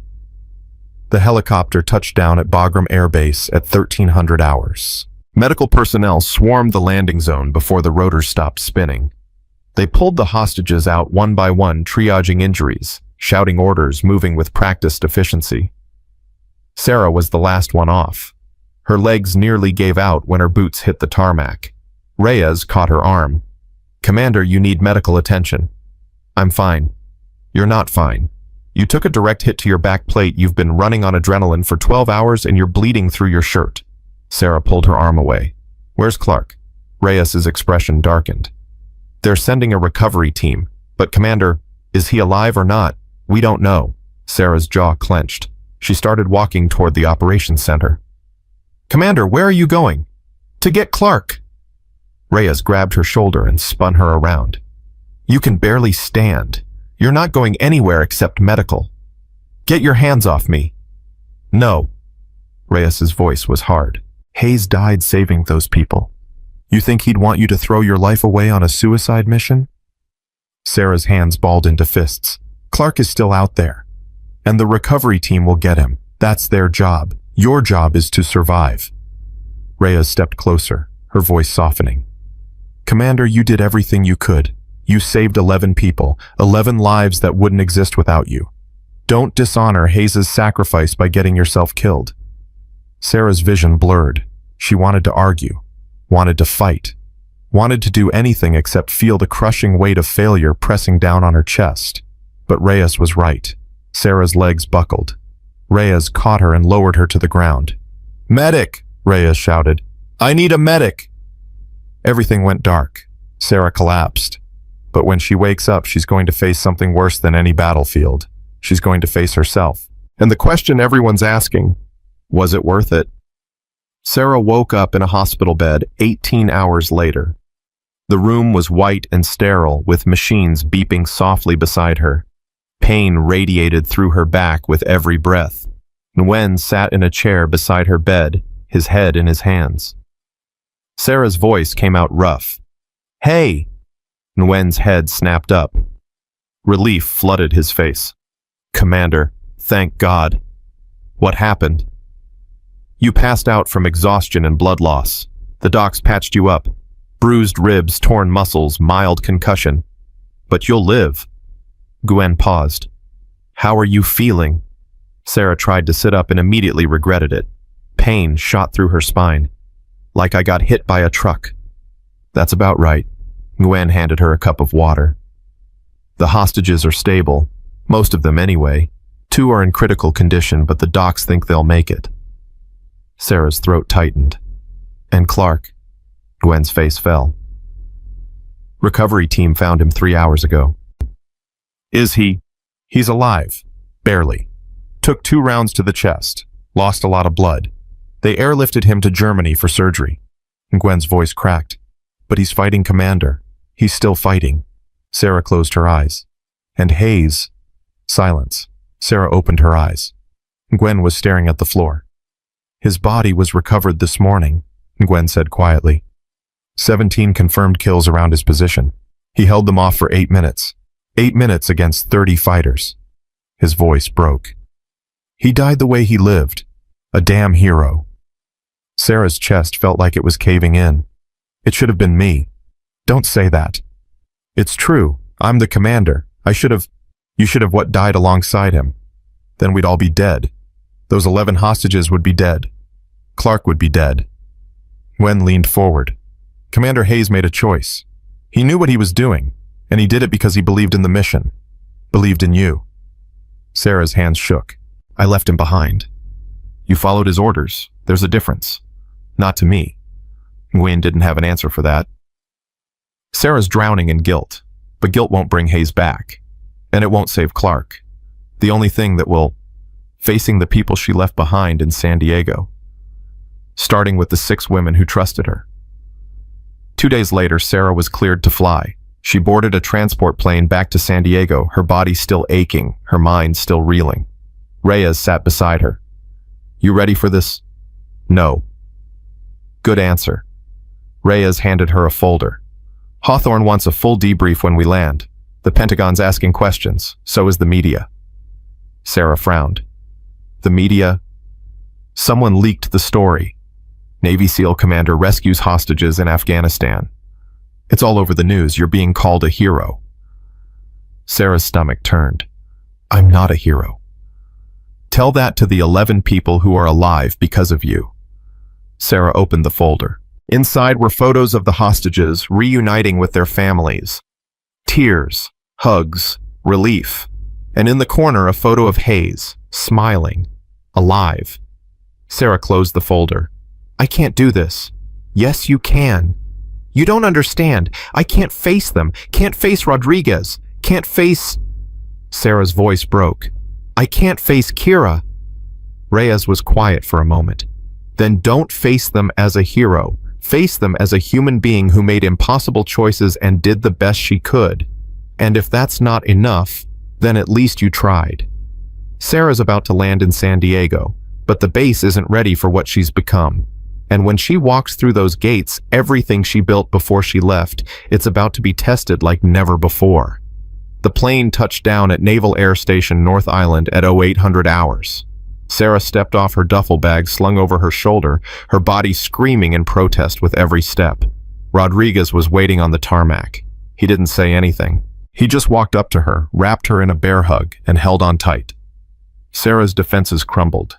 She buried her face in his shoulder and let herself cry. I'm sorry, she whispered. I'm so sorry.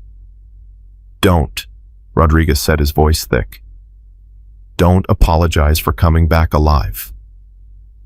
They stood there for a long moment. Then Rodriguez pulled back and looked at her. Hayes, he asked quietly. Gone. Rodriguez closed his eyes. Damn it. Clark's in Germany, critical condition. He'll make it. He's too stubborn to die. Rodriguez studied Sarah's face. What about you?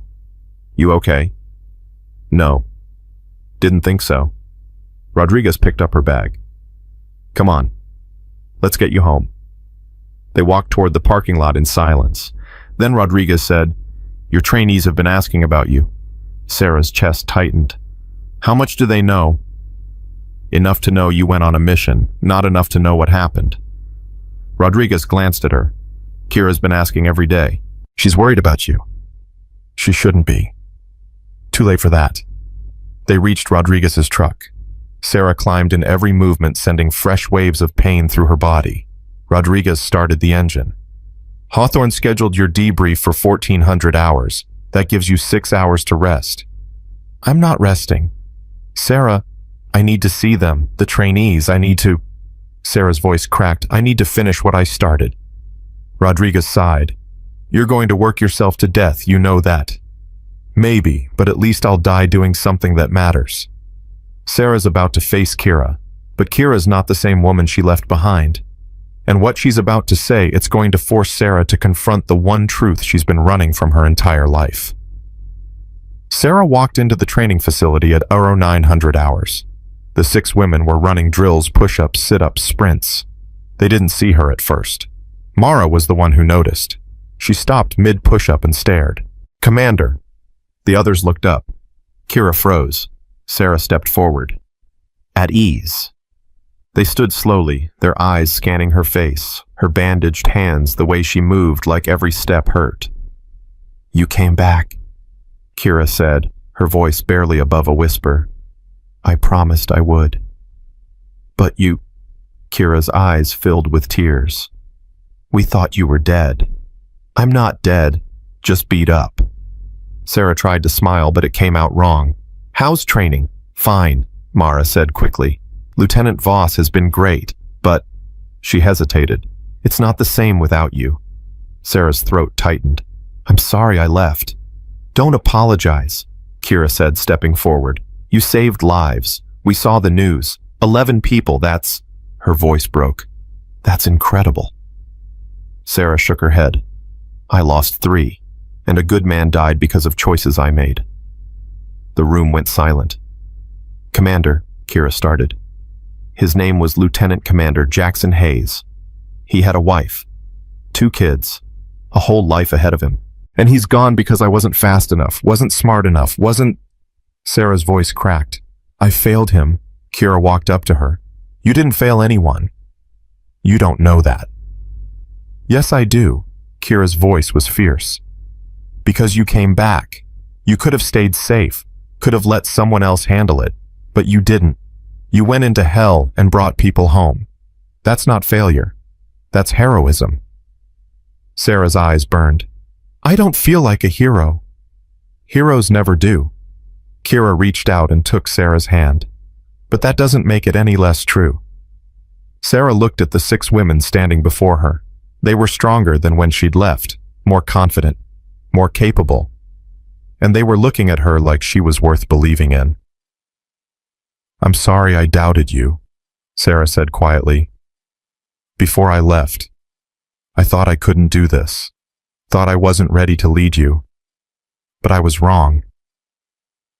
"You weren't wrong," Kira said. "You were scared." "There's a difference." Sarah almost smiled. "When did you get so wise?" "I had a good teacher." Sarah's starting to heal. But healing takes time, and the people who need her most. They're about to remind her why she can't give up. Not now, not ever. Sarah spent the next hour running drills with her trainees. Every movement hurt. Every breath was a struggle, but she pushed through because that's what leaders did. At 1400 hours, she reported to Hawthorne's office. He was waiting with Agent Mallory. "Commander Chen," Hawthorne said, "sit." Sarah sat her back, screaming in protest. Mallory opened a folder. "We've completed our preliminary assessment of the mission. 11 hostages rescued, 3 casualties, 1 operator KIA, 1 critically wounded." "I'm aware," Sarah said. "The Pentagon considers this a success." Sarah's jaw clenched. "Hayes is dead." "How is that a success?" "Because 14 people would be dead without you," Mallory said evenly. Hayes knew the risks. He made a choice. You can honor that choice or dishonor it, but you can't change it. Sarah looked away. Hawthorne leaned forward. "Commander, I know you're struggling, but you need to understand something. What you did out there, that's what we train for. That's what we sacrifice for. And Hayes, he died doing what he loved, protecting people who couldn't protect themselves. That doesn't make it easier. It's not supposed to." Hawthorne's voice softened. "But it should make it bearable." Mallory closed the folder. "The CIA wants to offer you a position. Black Ops. Your own team. Missions like this one." Sarah's head snapped up. "No. Commander." "I said no." Sarah stood. "I'm done running missions. Done losing people. Done pretending I can save everyone." Mallory's expression didn't change.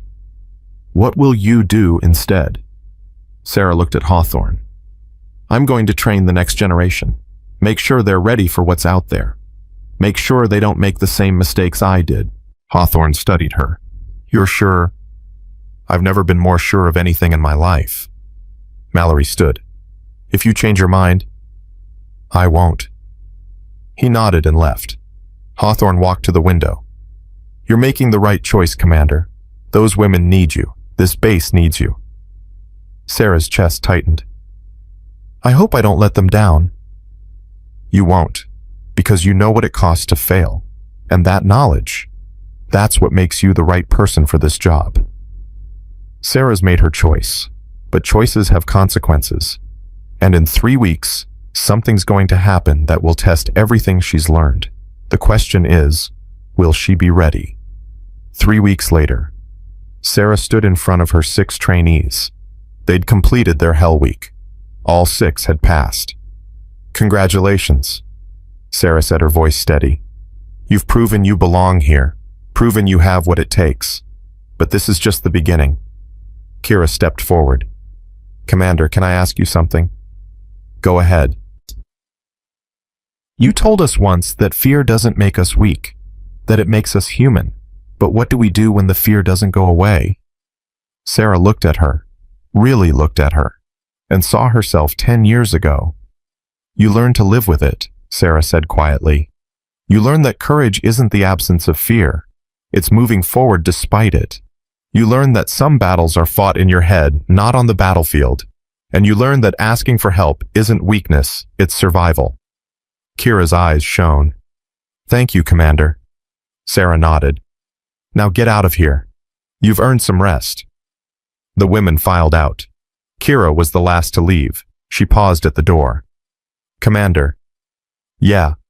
I'm proud to serve under you. Sarah's throat tightened. The feeling's mutual, Lieutenant. Kira smiled and left.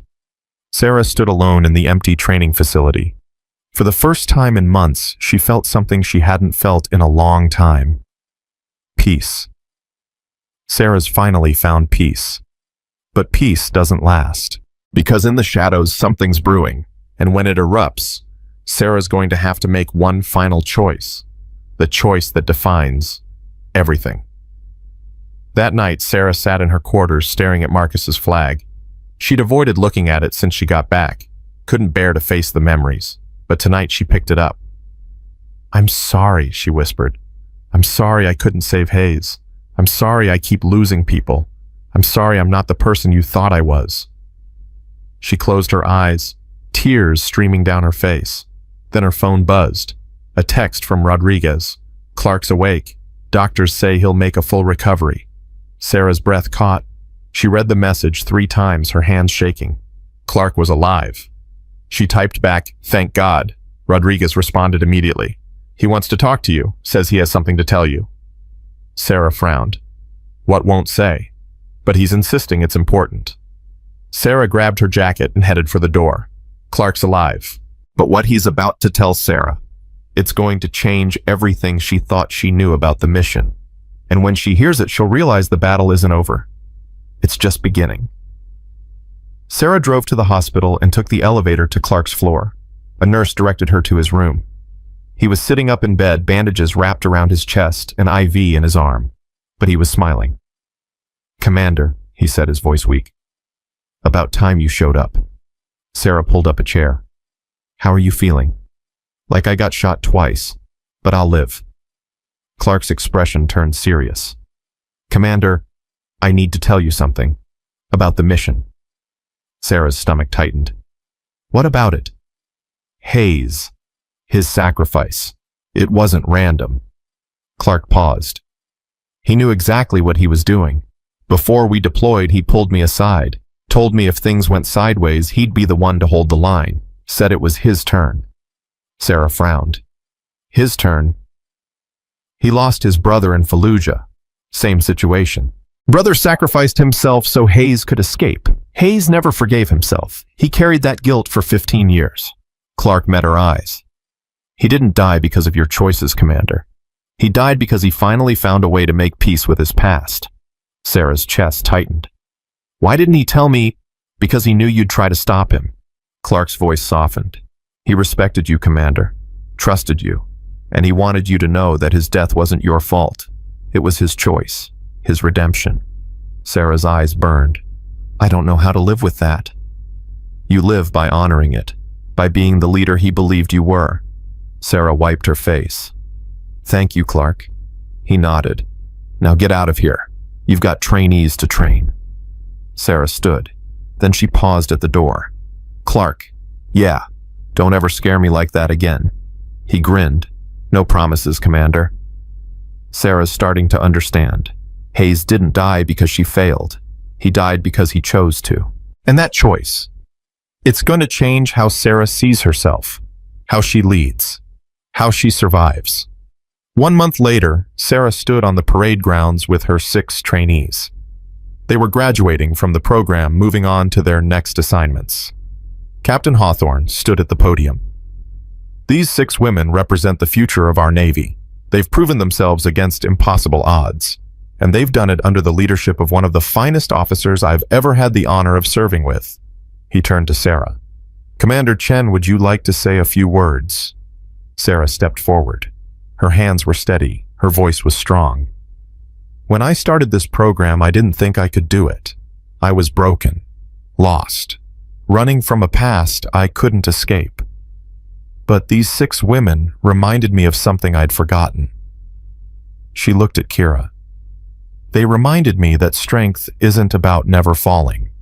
It's about getting back up. That leadership isn't about being perfect. It's about being present. Her voice grew stronger. You're going to face battles I can't prepare you for. You're going to lose people you care about. You're going to make mistakes, but you'll also save lives, change lives, become the warriors you were meant to be. Sarah's eyes swept across the crowd. Rodriguez, Hawthorne, Daniels, Drake, and in the back, Agent Mallory watching silently. Phoenix doesn't die, Sarah said, her voice ringing across the parade grounds. We rise, again and again, no matter how many times the world tries to burn us down. She saluted her trainees. It's been an honor.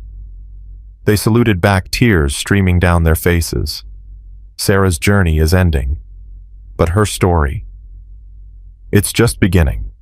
Because 3 days from now, a sealed folder is going to arrive on her desk, and inside, a mission that will force her to face the one enemy she's been avoiding her entire life.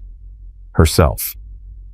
3 days later, Sarah was in her office when a knock came at the door. Come in. A courier entered, handed her a sealed envelope, and left without a word. Sarah stared at the envelope. No markings, no return address. She opened it. Inside was a single photo. 17 new faces, contractors, trapped in Syria, Taliban closing in, and beneath the photo, 3 words. Phoenix. One more time. Sarah set the photo down and stared at it for a long moment. Then she picked up her phone and dialed. Hawthorne answered. Commander, I need to talk to you about a mission. I'm listening. Sarah looked at the photo again, at the faces of people who needed her, who didn't have anyone else. I'm going back, she said. Are you sure? Sarah thought about Hayes, about Marcus, about every person she'd lost and every person she'd saved. I'm sure. Then we'll get your team ready. Sarah hung up and stood. She walked to her locker and pulled out her tactical vest, her rifle, Marcus's flag. She held the flag against her chest one more time. I'm not running anymore, she whispered. I'm fighting. For them. For you. For everyone who can't fight for themselves. She folded the flag, placed it carefully in her locker, and closed the door. Then Commander Sarah Chen, the woman they'd mocked, the warrior they'd underestimated, the leader who'd risen from the ashes, walked out into the sunlight, ready to face whatever came next. Because Phoenix doesn't die. Phoenix rises, and this time she wasn't rising alone.